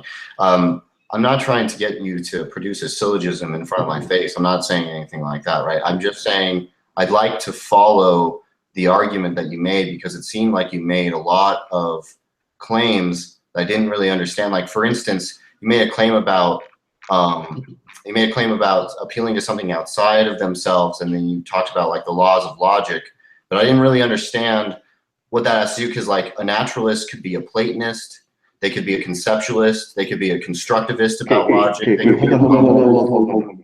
I told you, I brought into the conversation from the beginning the kind of naturalist that holds to, and then I discussed it. And what you're doing is saying there's many kinds. I'm dealing with the many kinds. I'm dealing with the kind of naturalist that their worldview does not include God and is restricted to naturalistic phenomena that operate under the laws of physics, chemistry, motion, matter, etc. That's what I'm talking about. Right. And so what I was saying is that you can hold that the proposition that all that exists is natural entities, right? You could hold that proposition is true, and then you could be a nominalist about logic. You could be a conceptualist about logic, or you could be a constructivist about logic. And that is all as far as... We've got to deal with the subdivisions of each of those and deal with the premises of those and where they come up with. And it just gets into minutia and minutia and minutia and minutia. Well, look, I don't want to do that. I don't want to do that. I want to answer questions to general people right now. And I don't, each time you come in, you do this. And it becomes equally aggravating each time. It's not that I'm not able to answer you. It's just that I don't want to spend 4 hours discussing something with you about details of details of details. It's not what I want to do. I'm sorry, I just don't understand how the propositions that you're offering are justified rather than assertions. Part of the thing is this, is that, and I know that this is going on in the chat. Maybe you're not seeing it, Matt, but basically the point that they're trying to make is, at least in the chat, is that going back to Alex's argument to try to argue that this has already been dealt with and proven that you're wrong. He did not prove it wrong. Yeah, because of the phrasing. And so there's a difference between when you make a logical statement where you're arguing with a logician and you're going to be making your polemic there for people to understand, versus talking to people on a normal basis, the way people discuss things. And so what Matt I'm is doing. using phraseology to average people. I want to make it clear that I'm not interested. I'm definitely not going to pick on someone for their phraseology. I'm not interested in doing anything like that. What I'm saying is that there are a lot of claims that Matt made that I don't feel are supported, right? First and foremost, I think, like I said, the argument that he offered against naturalism is that you don't get truth from chemical reactions, right? That was a claim that you made, and I never saw the argument. No. You can get truth. One theory in this is that they could accidentally arrive at a true statement, but how would they know? You have to appeal to something outside of your chemical reacting brain in order to know if something is actually true. Well, see, I don't know. So what you're asking? Can you understand that? Can you understand that? Can you understand this that concept? This is what I think that you're doing. This is why I think what you're offering is an argument from ignorance, right? Because what you're saying. Wait. Can you understand what I just said? Yeah, I understand what you're saying. You're saying that in order to justify the belief that you have truths, that you utter true propositions, you have to appeal to something outside of yourself. That's what you claimed. I understood what you said, right? I don't. There's a physical brain, chemical reactions going on, stimulus coming in, and the brain produces a conclusion that something is blue or round or gray or whatever. It doesn't make a difference. How would you know if that conclusion is correct? That's the question I'm asking. Right, This but is I'm not to talk about. No, Why are you having a problem? How would you know? I understand that, right? Assume that the naturalist doesn't have an account for how they would know that. It doesn't follow from the fact that a naturalist doesn't have an account of how they would know that therefore naturalism is false. Okay, hold on. Or that they can't know that, right? Okay, hold on. One thing at a time. So here's that brain. It produces a reaction, a belief about something. Is the belief correct or not correct? I don't know. It depends on the belief, right? The belief that the object that the person is seeing is round, spherical. And they are seeing a round spherical object. There's a stimulation, and that object is has a certain value or whatever it is. There's certain chemical reactions. Is it true? Is the object actually spherical? Well, you're asking a hypothetical. Sorry. Yes, I am. Sorry, I actually did that. I don't want to. Sorry. Okay, well, while he gets that until he comes back. We go through with the issue of the senses, then we can go with the issue of rationality. The senses, you see something that's spherical, it may or may not actually be spherical, but for the most part, you have to trust your senses. All right. So what we would say in this chemical reactive world is that as we perceive a spheroid, that we can say, yes, it's a spherical thing. We can put our hands around it, reach on the other side, we say, yeah, it's spherical. That's not proper logical inference. We have a proper logical inference, which is the example I gave, that all men are mortal, Socrates is mortal, therefore, Socrates is a man, therefore Socrates is mortal. That's a deductive, it's a syllogism. So how would you know if a syllogistic proposition, a syllogism in any particular mind is true or not? How would you know? Right. So this is what I'm asking. Assume that the naturalist doesn't know how to justify deduction, right? And I don't think anybody knows how to justify deduction. I take it that most people think that deduction is self-evident, right? I don't think that that's something special. The chemical reactions in the brain, does it produce a proper syllogism? May I please finish my sentence? I mean, I think that, yeah, there can be hypothetical situations in which assuming that naturalism is true, which I don't think naturalism is actually possibly true. But if we assume that for the sake of argument that naturalism is true and people can utter true propositions, then yeah, I don't see a problem with them knowing that. I don't see a problem with naturalists knowing whether or not they can have a valid or sound deductive argument. How would they know? Right. So it seems like what you're asking is to justify deduction. And again, I don't think anybody has an account for that. Okay. How would the naturalist know if his chemical reactions are producing proper logical inference? Okay. I'd really like to address what I think you're asking is, I'm saying, assume that the naturalist doesn't know, right? I'm asking for you to just take that on the table. To assume the naturalist does not know. Take that for the sake of argument. Maybe they don't have an account. It doesn't follow from the fact that they don't have an account that it's false, right? That would be an argument from ignorance. How would you know if it's false?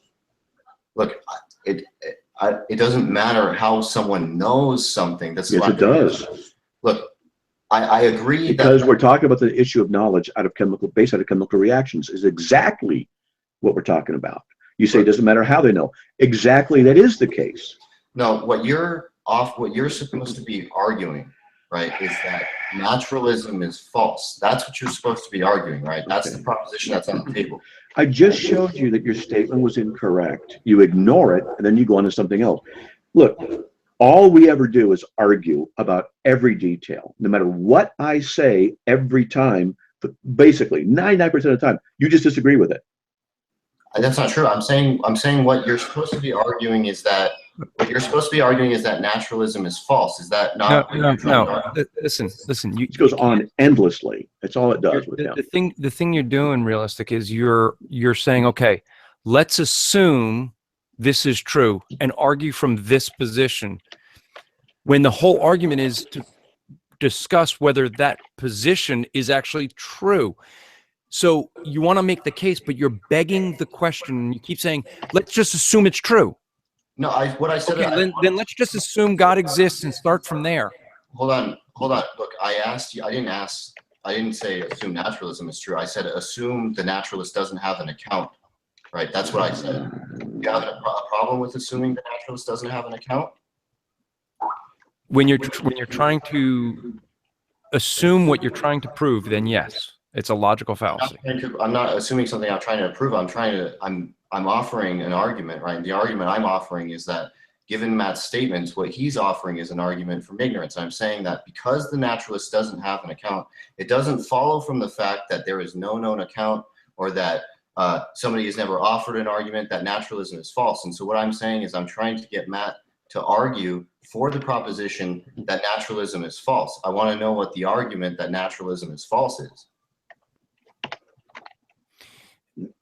Yeah, but when he answers it, what you end up doing is going, well, just assume the position that you want him to prove. No, well, I think if you just say that naturalism is false because chemical reactions can't produce consciousness, or they can't produce intentionality, or they can't produce deductive arguments, I think that that's a question-begging argument, because it's clearly just the negation of naturalism, right? You're just denying naturalism when you deny that. So that would be a question-begging argument. So that's why I said that can't be the argument that he's offering, right? He's got to offer some sort of series of inferences. Yeah, but the thing is that, you're going round and round because, the issue becomes one of you're saying to assume the thing he's proving false, and you want him to assume it's true and then have the discussion. No, I just want him to produce the inference that naturalism is false. I'm not asking you to assume that naturalism is true. Yeah, but when he does that, you then say, well, assume the opposite. No, I never said that. You're misunderstanding my argument. The only thing I wanted him to assume is that the naturalist doesn't have an account for naturalism. That's what I'm asking him to assume. So you can say, he says, how do they know that? Well, maybe they don't know that. Maybe they don't have a justified belief about naturalism. Right? Maybe their belief in naturalism is completely unjustified. We're getting some feedback. It's an office phone here. I have a question about a article about a book of mine. I saw an update that was dated 7/16/16. What's that? And it almost. No, if I do, I'll be on the phone. Yeah. So it'll be done in a little bit. Sorry. Yeah. So and my grandson. I want you to understand, Andrew. Just please, I'm not asking him to assume anything. I've never asked him to assume anything other than that the naturalist doesn't have an account for naturalism, that they can't provide an argument, that they can't justify their belief. That's the only thing I'm asking. And it seems to me that that's a very amicable request, right? All I'm asking is for you to agree that the naturalist doesn't have an account, right? And from there, it doesn't follow that we can conclude that naturalism is false, because that would be an argument from ignorance, right? It doesn't follow that just because we don't know how that naturalism is true, that naturalism is not true. Similarly, if I don't know how it's the case that there are only 7 geese. Look, I understand what you're saying, but I've already addressed this from different angles. And what you're doing is being focused on one particular thing. I try from a different side, a different side, a different side, and you keep arguing the same thing. So, I'm already just, I mean, no disrespect, man, but then I'm tuned out, all right? Because I've engaged you for a while, and I've tried to answer you from different directions, and you just keep coming back to the same thing. And after a while, I'm done. It's just ridiculous to me. Well, if you'd like not to speak to me, that's fine. I'm just saying that I don't understand the argument. I don't think you've offered a non-question begging argument. And then okay, whatever you want to say, that's fine. That's your opinion. I've tried to answer you different ways. I've tried to ask specific questions. You don't want to have me ask you specific questions that lead to the conclusion where we're at.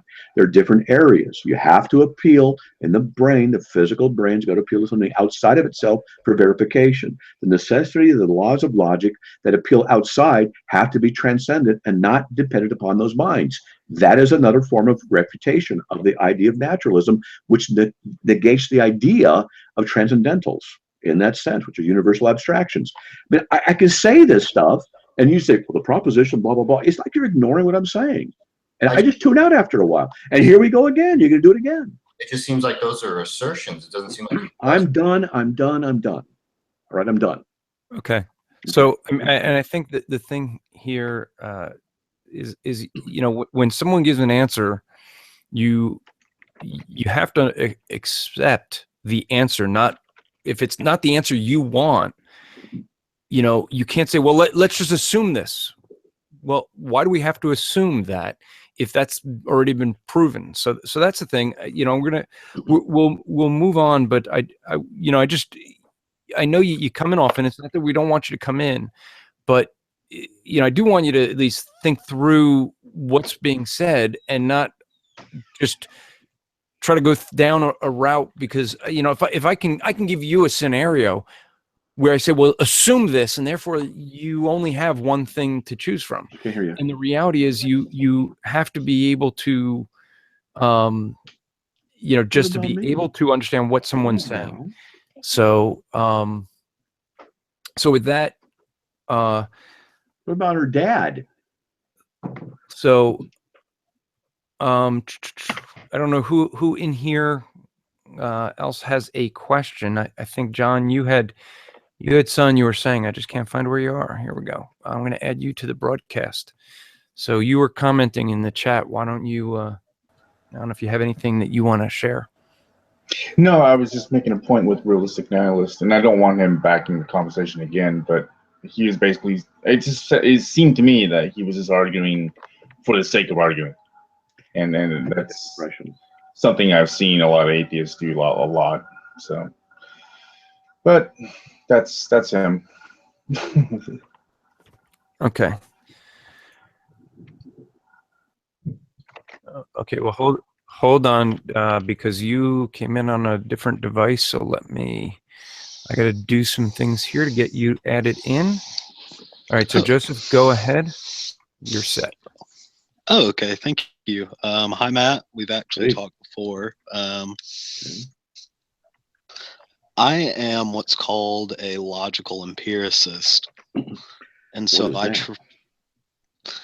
well, basically, some of my big influences are people like Carnap and a guy by the name of Schlick. Actually, not Slick, but Schlick. Really? Which I find kind of funny. Cool. Yeah. Some other people like that. But basically, I have a question as related to what I take to be the fundamental assertion of the transcendental argument.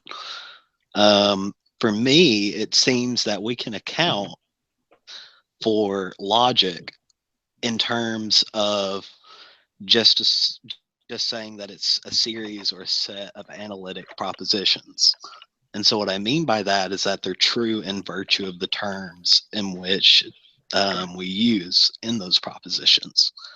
So when we that presupposes certain logical values in order for that to be true. Well, yeah, it does in a sense. It has to. Right. Yeah. It says the propositions have internal consistency and validity and properly relate to actuality and logic itself in order for the propositions to be considered truthful. And then it builds things on those propositions and the laws of logic. So the whole thing is circular. Well, what I'm saying is that I'm only talking about the formal characteristics of logic.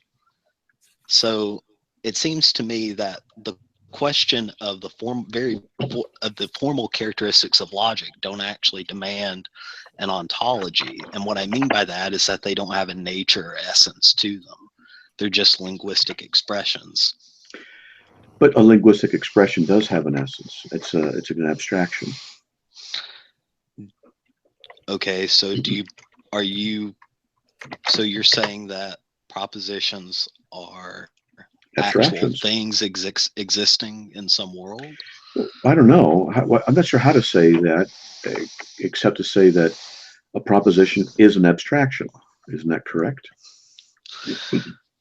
Well, I mean, in the same way that I view kind of the formal characteristics of logic, I just view propositions as linguistic expressions that we use in everyday discourse. Is a linguistic expression an abstraction? In what sense? Okay. This is a glass. Mm-hmm. This thing I'm describing is physical. But I made a statement. Is the statement an abstraction? The statement is non-physical, but I wouldn't classify it. I didn't ask what it is not. Is it an abstraction? I would say probably not, no. Is a thought an abstraction? I mean, there's a process of abstraction within thought, but I don't think thought itself is an abstraction.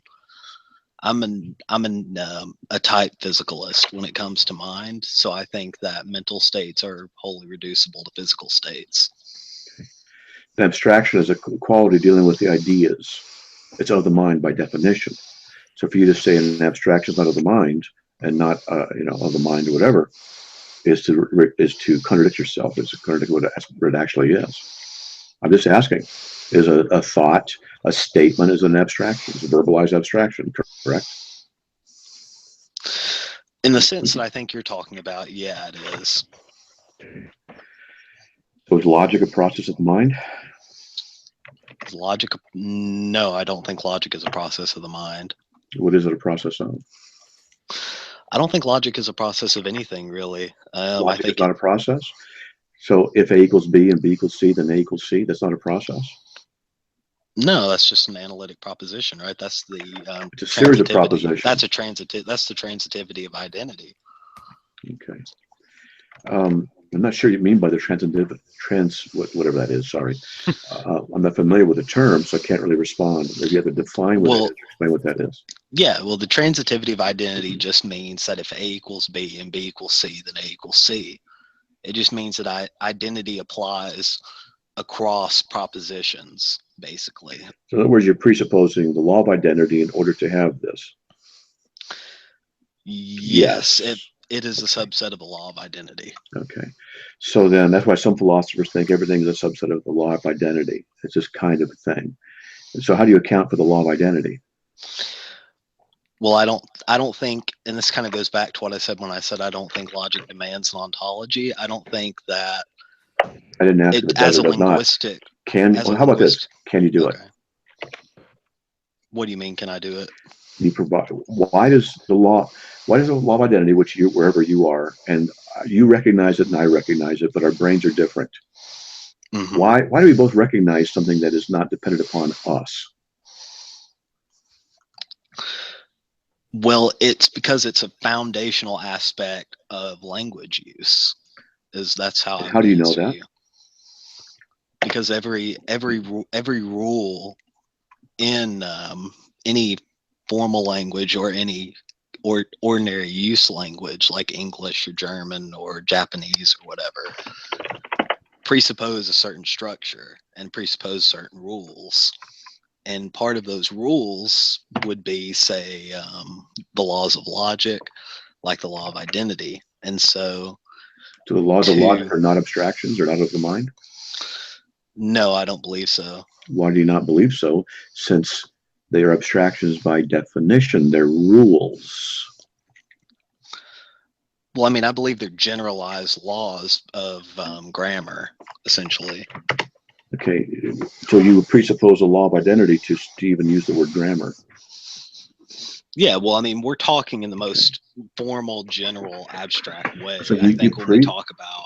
You presuppose them, but you can't account for them. And you say, we don't need to discuss their on-talks. I'm talking about not their on-talks, but not necessarily what I think is important, but the conditions that make it possible.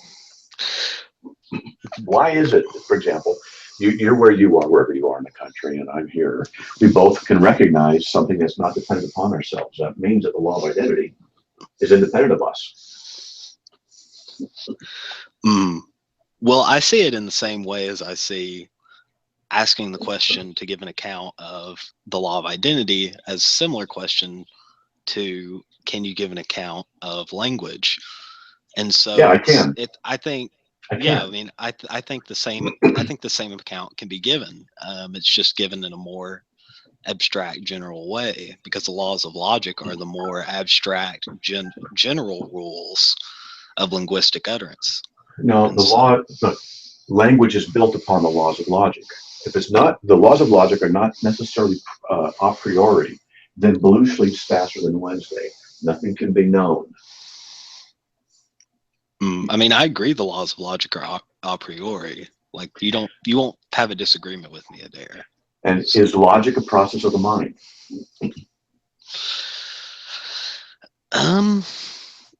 No, well, I mean, I don't believe in minds, so I would say no. You don't believe in minds? No, I don't. I believe the mental is wholly reducible to the physical. So you are a property dualist in an extreme sense? No, I wouldn't even consider myself a property dualist. I would consider myself a physicalist. So okay. Oh, okay. A complete physicalist. So then you can't know if your brain's telling you anything truthful. Well, I believe that my brain can tell me truthful things. Well, your brain has made you say that. You don't know if it's true or not. The statement itself, you believe your brain can tell you the truth. You can't verify that that's true to begin with. Your physicalism doesn't allow you to do that. Well, I'm also a direct realist and have a couple other positions. Yeah, so you're plugging holes. You're plugging holes in your philosophy. So now it's a direct realist. Yeah, well, I mean, direct realism is just the idea that there's no mediation between imperception. So how do you know that's true? Well, that's actually a good question, because I haven't gotten that far in the philosophy of perception.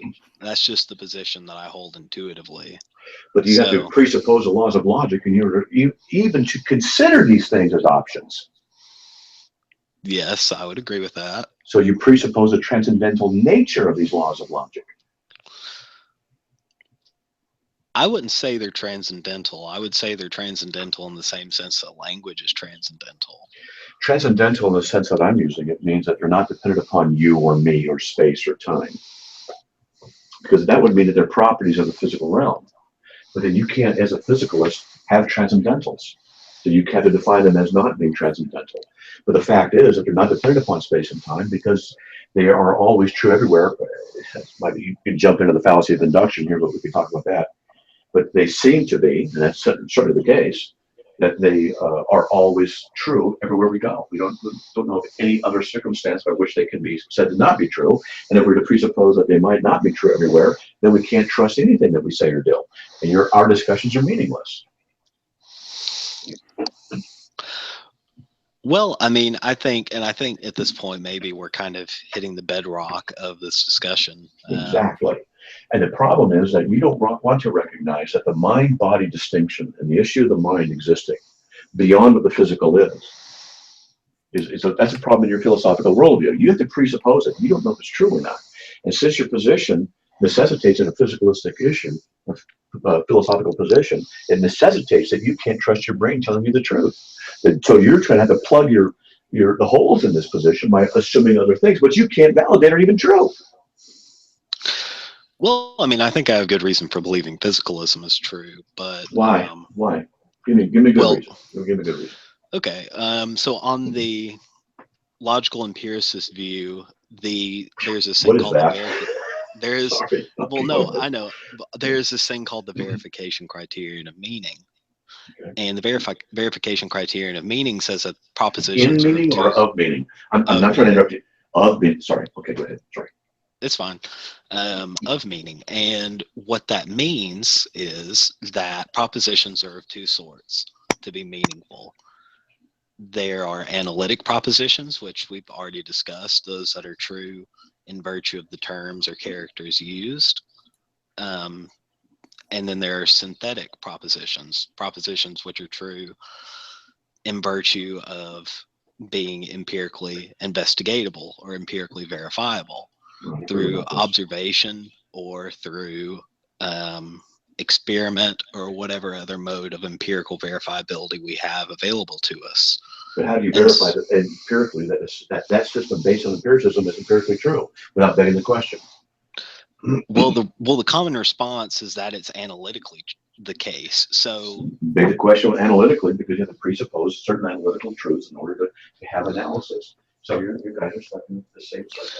Well, I don't think it's begging the question. If we say that it's analytically true, all we're saying is that what we mean by the term meaning is that something is meaningful if and only if it's empirically verifiable. So coherence. So it would be what Hey, would be begging Matt, the question. Hold on one second, Matt. Can you check which mic you're actually working on? Because I know you're pacing a little bit, but I think it's actually your desktop mic. As you're going further away, we're not hearing you. Okay, let me try this. Sorry about this. Sorry. It's all right. Let me make sure that I'm in the right. It is. This is the mic I'm on. Okay. So here, let me try this. Wait. You hear that? Yeah, we hear that. You hear that? Yep. Very loud. How about this? Yeah. Which is Don't louder? hear that at all. No way. No way. So I think it's working off the different mic. So just That's want to let really you know. strange. Because sorry for the guy we're talking about. Let me fix this because it doesn't make any sense. And Joseph, just so you know, we're getting comments. I don't know if you're seeing in the chat either that you're breathing pretty heavy. Oh, that's just because I smoke. Okay. Just let you know. Working? Is that working? Nope. So just maybe we got about half an hour left, so maybe just hang out by the computer. Yeah, I'm sorry about that, guys. I mean, it's all set inside of the settings. Well, this is what it's set to work from, and I'm hearing you out of it. Technology is always great when it works. When it works. All right. It says logic. So, let me try this. Carry on. Sorry about that, Joseph. It doesn't even see this thing. Okay, sorry. Oh, it's okay. And for, like I said, the reason I breathe heavily is because I smoke. So it's just kind of a consequence. Okay, how about that test? Wait, now try it. Better. It's better. Okay, good. Okay, I'm going to make a confession. I had the setting wrong and I was reading it wrong. Yes, made a mistake. Wait. Did we get that on video? Matt made a mistake. I'm going to admit it. I was reading the setting wrong. My bad. Okay, let's move on. All right. Oops. Sorry. Okay, dude, what's your name I'm discussing with? Joseph. Okay, Joseph, I apologize because we're having a discussion. I screwed you up. My apologies. No, it's all right. It's all right. So like I said, what would be begging the question would be to say that, for example, to raise the open question argument against the analyticity of the verification criterion of meaning. And what that would be to say, well, okay, if meaning just is empirical verification, it seems like that's an open question. Right. And the reason that's begging the question is because that assumes that it's not the verification theory of meaning. And so that has to be demonstrated by argumentation. And so that would be begging the question against me. So what I would require in opposition, and I would also be, of course, tasked with providing an argument for this, but the opposition is tasked with providing an argument against the verification criterion of meaning that does not beg the question. I think the best way to do that would be to offer a different criterion of meaning, like a causal theory of meaning, or the mind of God. The mind of, okay, or that, or some, just some other criterion Right. of meaning. That the mind of God, we would say in Christian theology that God himself is a source of all true meaning, true truth, but that's redundant, but of all truth and meaning, and that we cannot know things without him because he's a necessary precondition for intelligibility. He's the terminus. Okay, I just have, that makes sense. I just have one more question for you, and then I know there's not much time left, so I don't want to take all of it up. My final question is, does logic pre-configure God himself? And Pre-configure? What I mean by that is just how, or I should say presuppose, just how a physical object, for example, presupposes, say, identity and non-contradiction and some things of this nature. Does God's being also presuppose these logical laws? Yes-ish. A lot of Christians may not admit this at this point, but what we do, even as Christians, is to presuppose that God exists. And what we would say about the laws of logic, we would say that they are reflections of his proper mind, his proper thinking, of his essence, and his ubiquity, and things like that. And people then they can rightfully come back and say, but Matt, you're begging the question. You're assuming the thing to be true that you're trying to prove. And I say, you're right, I am. And everybody has to beg the question to some degree, someplace. We presuppose the laws of logic are universally valid. Otherwise, we can't justify rationality. But we can't use the laws of logic, so to speak, to validate the laws of logic without begging the question. So everybody has to do that to some degree. So I'll grant that, and most philosophers do grant that I've studied. They understand that's the case. We can't know everything exhaustively and ultimately. Now, the question then becomes, which worldview can make account of that circle? Can we as a Christian, if we presuppose God's existence, and everything seems to work out, is that a valid inference then? We would say, yeah, it is. I once was talking to an atheist who said, well, when you presuppose God, everything falls into place nicely and neatly for you, doesn't it, Matt? And he was saying it mockingly, and I said, you're right, it does. And I just quit. Because it does make everything sense. And I'll even use the idea of evolution. I don't believe the theory of macroevolution is true, okay? But just use that as an illustration. We have fossils, we have alleged transitional forms and things like that. And so people will presuppose that macroevolution is true. There's the evidence supports it. And so for the theory supports the evidence supports the theory. And so people have no problem begging the question, so to speak, because that circle works. But is the circle correct, or can we justify that? And I don't know if that's a good illustration, but when we do this with God, as a Christian, everything just makes sense. It works. If they can do that with evolution, why can't they do it with God? Why the double standard? That's one of the questions I would ask people. But anyway, so we do beg the question, yes. Okay. Well, I appreciate your answer. Thank you. Okay, but our worldview makes sense of begging the question where the other ones don't. That would be a way to kind of go through that. No, I get you. Like I said, I appreciate your time. Thank you, Matt. I appreciate your way you talk too. You're not offensive and aggressive and all that, and I appreciate that. So it's nice. Okay, so Vincent, I know you had something earlier. I don't know if it's still pertinent to discussion, but you can unmute and go for it. I don't know if it's necessarily pertinent to the present discussion, but it had to do with I didn't get to see the debates that Matt did with Matt Dillahunty and the other gentleman, but I was able to see, I think it was the cross examination of each other through Bible Thumping and Wingnut, and I had maybe a little bit of a critique on. Well, maybe not even necessarily critique, I guess, but I digress. It it was something that I hadn't been introduced or I hadn't heard of before that I thought was interesting. Can you hold on a sec? Sorry, I got to hold on. Hello. Okay. Why don't you just continue with the critique until Matt's? Cool. Yeah, unless your critique required his, unless you needed. Not necessarily. It was just something that I hadn't heard someone, I guess, appeal in a subjective way, in such a way to almost like try and, I don't know, and I don't necessarily want to, because I don't remember the gentleman's name, but the one who Matt debated first. Who was that? That was David Smalley.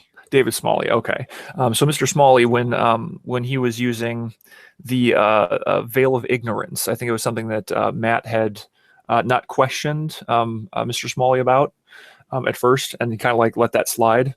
And then that led to Matt misunderstanding what Mr. Smalley was saying. So kind of unfortunately, the cross-examination probably for the first couple minutes was for naught, because Matt had not nailed down what Mr. Smalley was exactly talking about.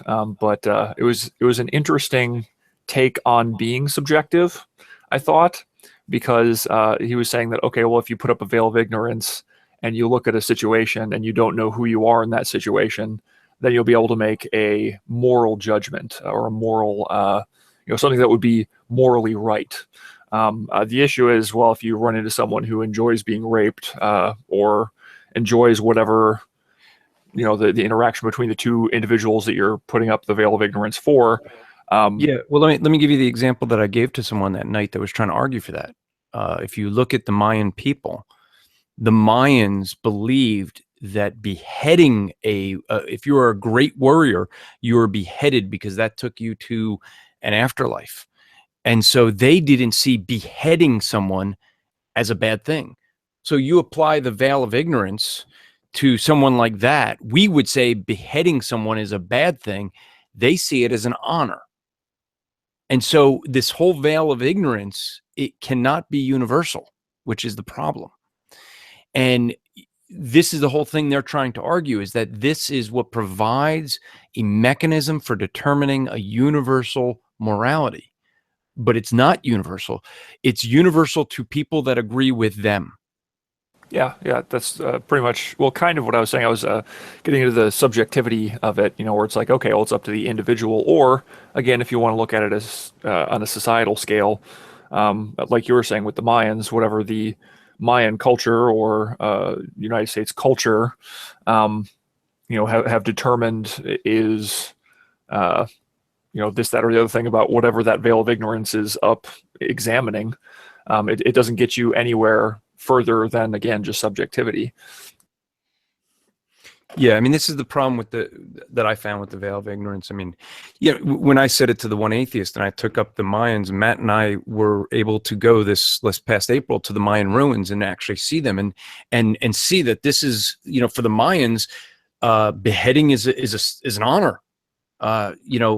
It was something that in our day and age, our thinking would seem strange for us, but that's not the case for their society. And so this is where I think the example of the veil of ignorance breaks down. Well, yeah, because then you're basically, have talked about veil of ignorance for a while to just come right back to the same old issue of, well, whose culture is the correct one? Who's the one making the right choices? And I want to mention one thing, because I saw this and I think it was the YouTube side chat where people were criticizing you for bringing up the Nazis. But I think that most people know that you are Jewish, right? That you grew up Jewish. Yeah, I did. You come from what was it, the land of Levi? Yeah, I am from the tribe of Levi, correct. So I mean, bring up Nazis would probably not be too entirely outside of the purview of any conversation, I guess. I don't know, but well, I think the thing that in this veil of ignorance is, they're trying to argue that this provides an absolute standard, but the issue is this is a mechanism of determining or attempting to determine morality. But it is a subjective one.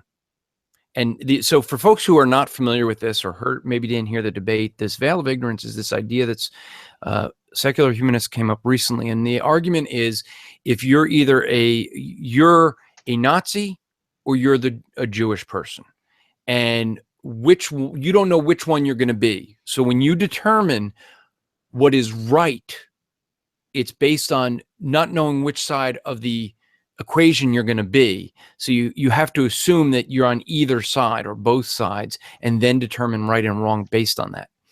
But that's a culture. Well, it's begging the question. It's a cultural thing. So you determine right and wrong. How do you determine right and wrong? What standard have you got? Mm-hmm. Just because you try and maintain some objectivity doesn't mean you come up with the right conclusion. The whole thing is, I was, I'm surprised at the weakness of that position. It might be noble-minded, but it doesn't help. Mm-hmm. Yeah, and there was one last thing that I want to bring up now that Matt's back. It was when Mr. Smalley was using an analogy, and I think that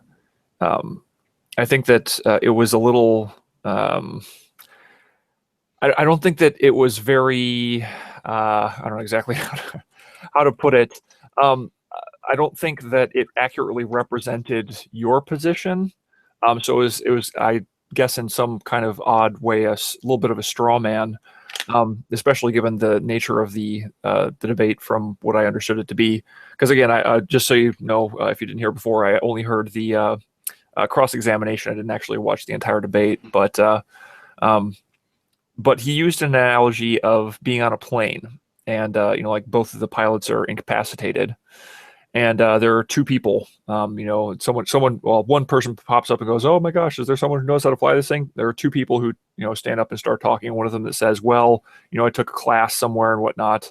I know I've haven't actually landed one of these, but I've taken simulator and stuff like that." And then he said there was someone in the back. Don't know why he's in the back, but who stands up and goes, "Well, I'm absolutely certain that I know how to do this, but I'm not going to tell you why." The issue was, from what I can recall anyway, when he gave you the analogy, the person in the back wasn't explaining anything. He wasn't saying, "Okay, I do know how to actually land this, and here's the reasons why."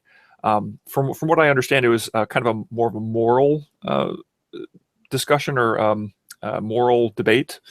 And from what I'd understand from your position, Matt, you would be the one saying, "Well, okay, I understand how morality works, and here's a bunch of the reasons why," not just standing up and going, "Well, I'm absolutely certain that this works, and I'm not going to tell you why."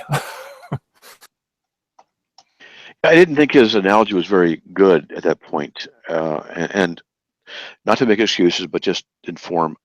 Basically, I got really tired right about that time. I was tired, ready to go to sleep, and it was difficult to maintain, but keeping a tight schedule, and just caught up to me a little bit.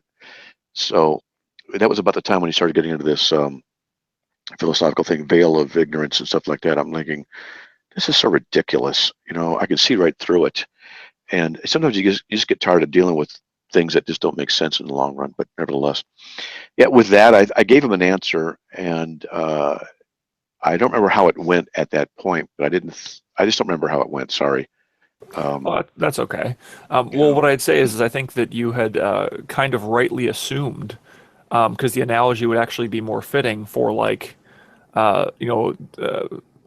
in a way, the existence of God, where there's a presupposition to this, that, or the other thing that you'd be discussing about it, where you would be saying, "Well, I'm absolutely certain about this," and you could give reasons behind it, but it would be less robust, I guess, as being able to go into actually discussing morality, from the Christian worldview. Because I mean, there's a lot of people that I've seen in here go, "Well, hey, I actually prefer talking about morality because it very, very quickly gets to the heart of the issue, and makes it so you can really expose the absurdity of the other person's worldview quite quickly, unbeliever, atheist, or otherwise." So I mean, Again, I think that you had rightly kind of assumed, okay, well, we're discussing the existence of God. No, we're not discussing the existence of God. We're discussing morality. Okay, well, then the analogy falls apart even further. Yeah, something like that. I remember trying to keep them on topic, but yeah. I'm sorry. Okay. It's hard. I can't remember. I wish I could remember. I gave you a really good, competent response, but No, it's okay. I appreciate that that you're saying, that you don't recall that, and you're not trying to make something up. As I've unfortunately seen a lot of people say in side chats about oh, you're just making stuff up, or talking out of the other end of your mouth, things like that. So I appreciate when you're like, well, I'm not sure about this, so I don't want to go off into some big discussion about that. yeah, it's like I can't remember, and I'm not sure, and it was a week ago, and I had other things to study and do, and it's like I said. In fact, someone said I said something tonight. They said from last week. I said I don't remember saying that. It's like, okay, I guess that sounds okay, but Matt, not everyone knows some of what was going on. So you had a debate Saturday night, you had a debate Sunday night, and you had nothing to do at all, right? The rest of the time you were there.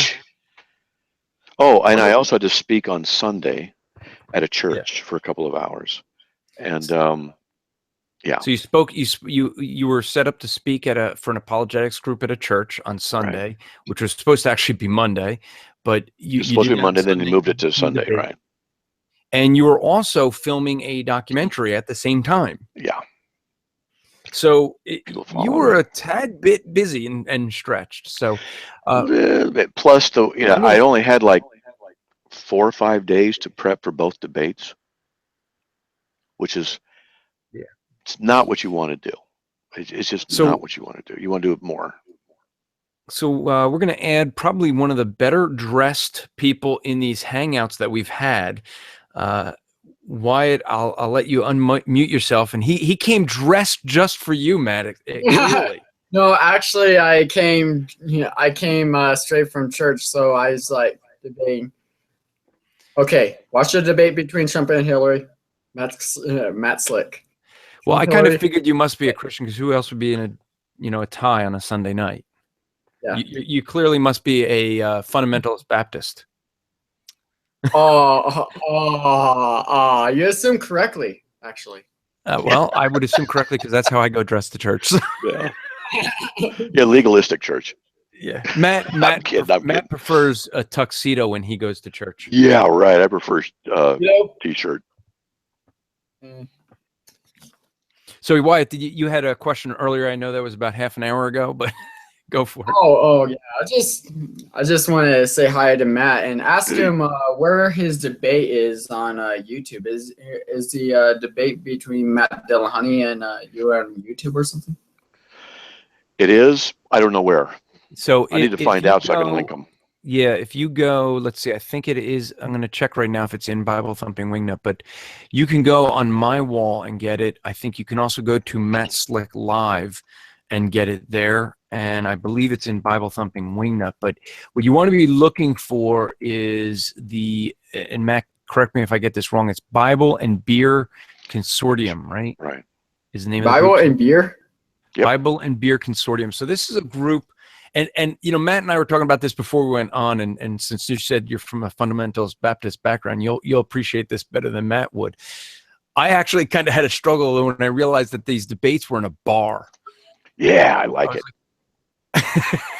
But with the way that this guy Ezra at Bible and Beer Consortium does this, it's a very interesting setup. They go to a bar, and we had a lot of people that were there not for the debate, that came in because it's like, what are all these people doing? They wanted to know, and came in and just participated and sat down and watched the debate. And it was a very interesting setup. It wasn't like you were right up at the bar. They were in a separate room. Yeah. And so you really didn't feel like you were in a bar atmosphere. Right. So the dancing girls were nice, though. Yeah. You were somewhere else other than me, then, man. I'm just kidding. Yeah. Well, there is a atheist group that occurs every month. That's actually around where a bar is. It's in the downstairs area, and so I go there, cause trouble from time to time, and yeah. Well, why do you like causing trouble? Have you been hanging out with Matt Slick? No, I haven't been hanging out with Matt Slick. I've been talking to Kent Hovind. So Okay. He's known to cause trouble. So Who, me? Never. No, he was talking about Ken Hovind. Oh, Ken Hovind, yes. Yeah, he causes trouble. Yeah, I don't. The way he started his ministry was just causing trouble in the Pensacola area, writing a letter to the editor. Okay, cool. Yeah. That's so do you have any questions or comments for Matt, or? When you were talking about everyone has to go back to a circle thing, you mean that everyone has to start off with a basic axiomatic position? No, you have to assume everything. No, what am I saying? There are certain things you just have to assume because you can't prove them to be true. For example, you can't prove that you're the same person you were yesterday. We assume that. And so, well, does that mean you can't trust that you're yourself? Well, no, it doesn't. But there are certain philosophical ramifications to all kinds of things. When it comes to the laws of logic, which everybody uses, as particularly the atheists who try and argue against Christianity, they have to presuppose their validity. If they presuppose their validity, that's okay. They can presuppose them. But then we ask the next question. How do you account for them? Can you give an intellectual justification for their existence from your worldview? Normally what they'll do is they'll say various things, but they'll often say, they just are because they are. They're just axiomatic. They're just truths. Well, then I can just say, then God exists because God exists. It's just axiomatically necessary. So their position doesn't work, and it's self-refuting, because if they're atheistic and I use their exact same logic, then the exact same logic can be used against them with validity. If that makes sense. Yeah. I normally take what's called the Clarkian approach to apologetics. If you're familiar with that? No. Oh, the Clarkian. It's Gordon Clark. Yeah. His view of presuppositional apologetics. Right. Yeah. Someone said I'm a Clarkian once. Oh, okay. I thought you were a Slickian. A Slickian? Slickian. Yeah, I'm definitely Slickian. Slickian. I like it, but Gordon Clark had a different view of presuppositional apologetics than Van Til. He basically said that everyone has to start at some axiomatic position. You have to start somewhere in your epistemology. And what Clarkians do is they start at the axiomatic position, saying that the Bible alone is the Word of God written. And from the propositions given in Scripture, we can actually account for our senses, reasoning, laws of logic, uniformity in nature, and morality, and God's existence. God's existence is an implication from that proposition that the Bible alone is the Word of God. That's what I learned from Jason Peterson. But yeah. Yeah, I like that. Okay. I got to study that among 1,800 things I got to study, but yeah. All right. Yeah. Have you met Jason Peterson of Answers for Hope? I don't know. Okay. I say I don't know because I don't want to say no, and then I found that I met him at some conference and I don't remember. So I just say, I don't know. All right. He's been on the Bible Thumping Wingnut before in the past. See? He's got some really good arguments, and his apologetics is pretty good. A lot of videos about him with debates, and it's good stuff. Good. Yeah. Answersforhope.org. So good. Yeah, just hit him up. Also, how did the debate with the other Matt go? I thought it went well. Okay. I thought that Matt Dillahunty was to a degree, having trouble coming up with good answers. Let's just say. Okay. Do you use the what you call the Dillahunty dodge? No, he didn't. He faced issues. I actually like Matt, and I like Matt. I mean David Smalley. Yeah, they're nice guys, and I don't have any animosity towards them.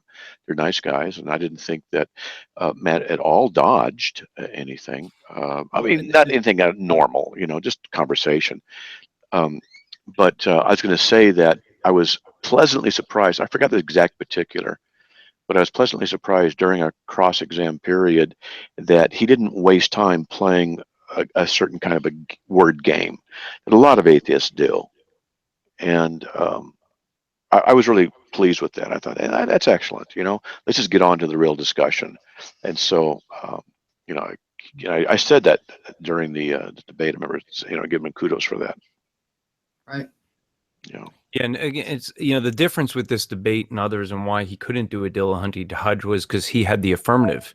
He had to actually make an argument and defend it, and that was the difference. And I think this was what they weren't used to. Both David Smalley and Matt Dillahunty had to make an argument and prove the argument. And so it's interesting because I believe Dave Smalley argued that Matt Slick did not win the debate against Matt Dillahunty because he didn't prove Christianity superior. But he didn't have that burden.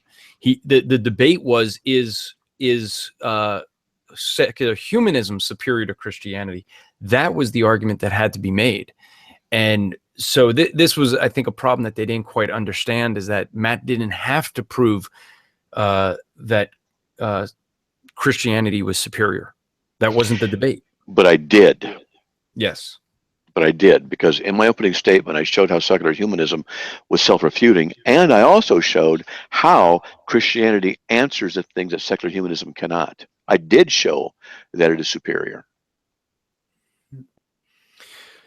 So with that, I don't know, we've kind of come up to the 2-hour mark. I don't think that anyone else, at least I'm seeing, has any questions. I don't see anyone jumping into the chat saying, wait, I have one.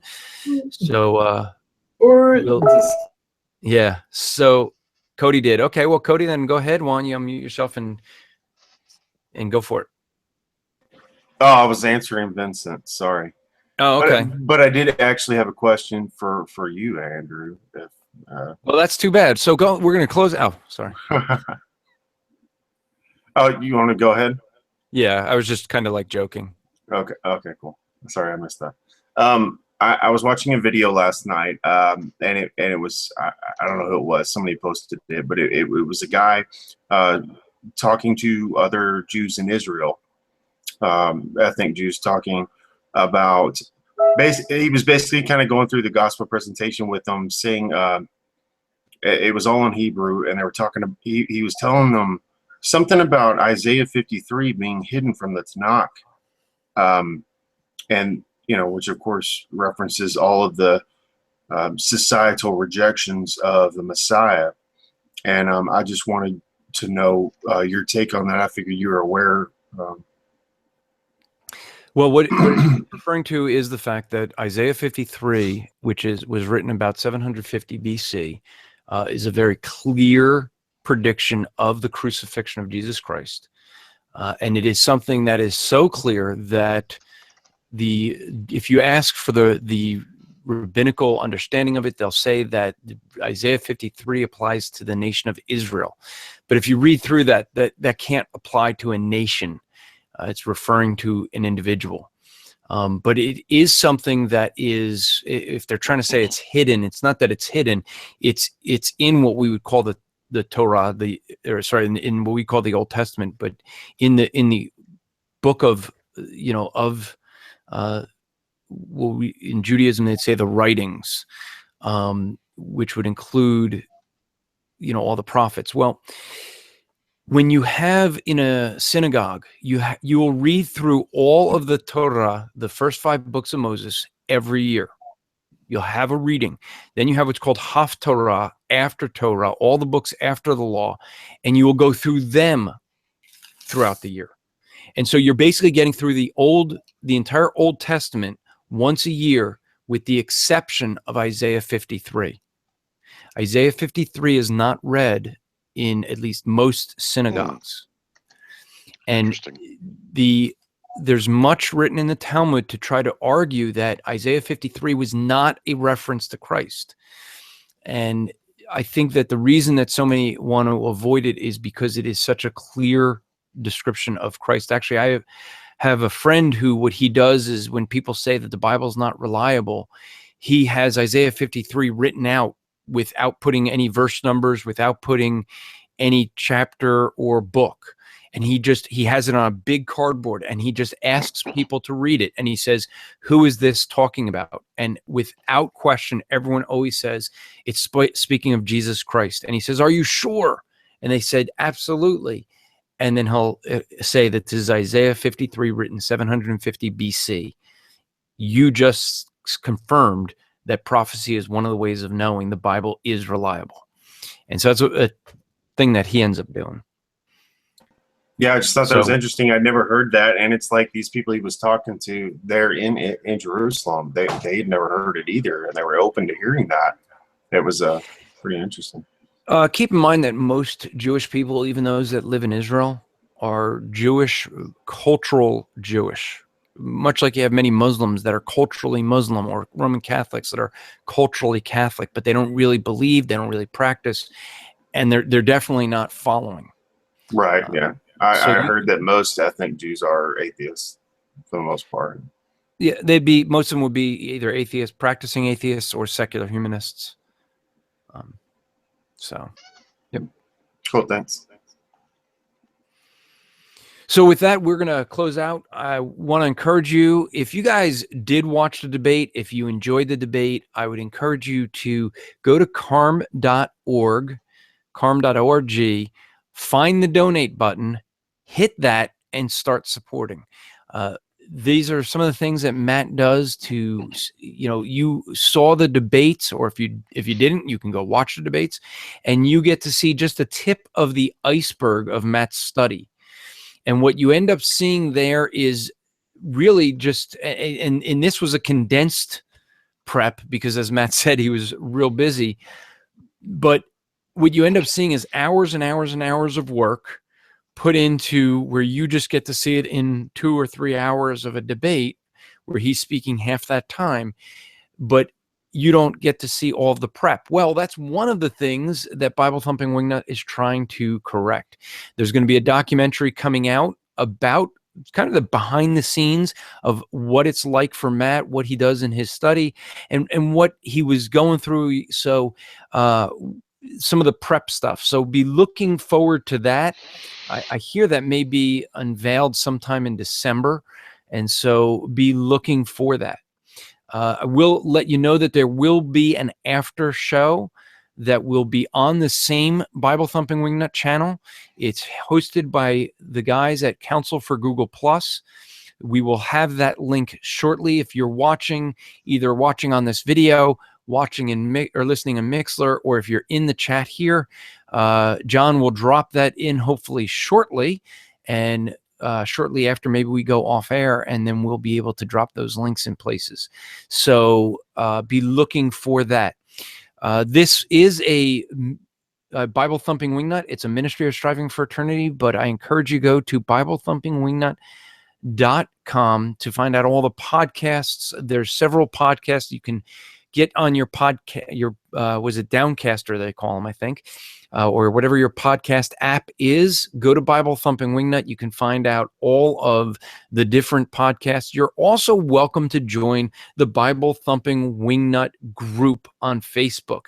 It is a little bit of a different group. It's a group that is pretty open to all people. I think the only way to get kicked out of that group is to start treating people rudely or block one of the admins. Other than that, some people get really upset because it's a group where we do apologetics. We let anybody in, even atheists are welcome to come on in and discuss whatever they want. And, we will talk with them as long as as long as people keep themselves in a respectful manner. It's kind of hard to get kicked from that group. So we welcome you to join that group and continue the discussion there. So want to just encourage you guys, be looking for those different podcasts. And next week, we'll continue with Slick Answers. See you then.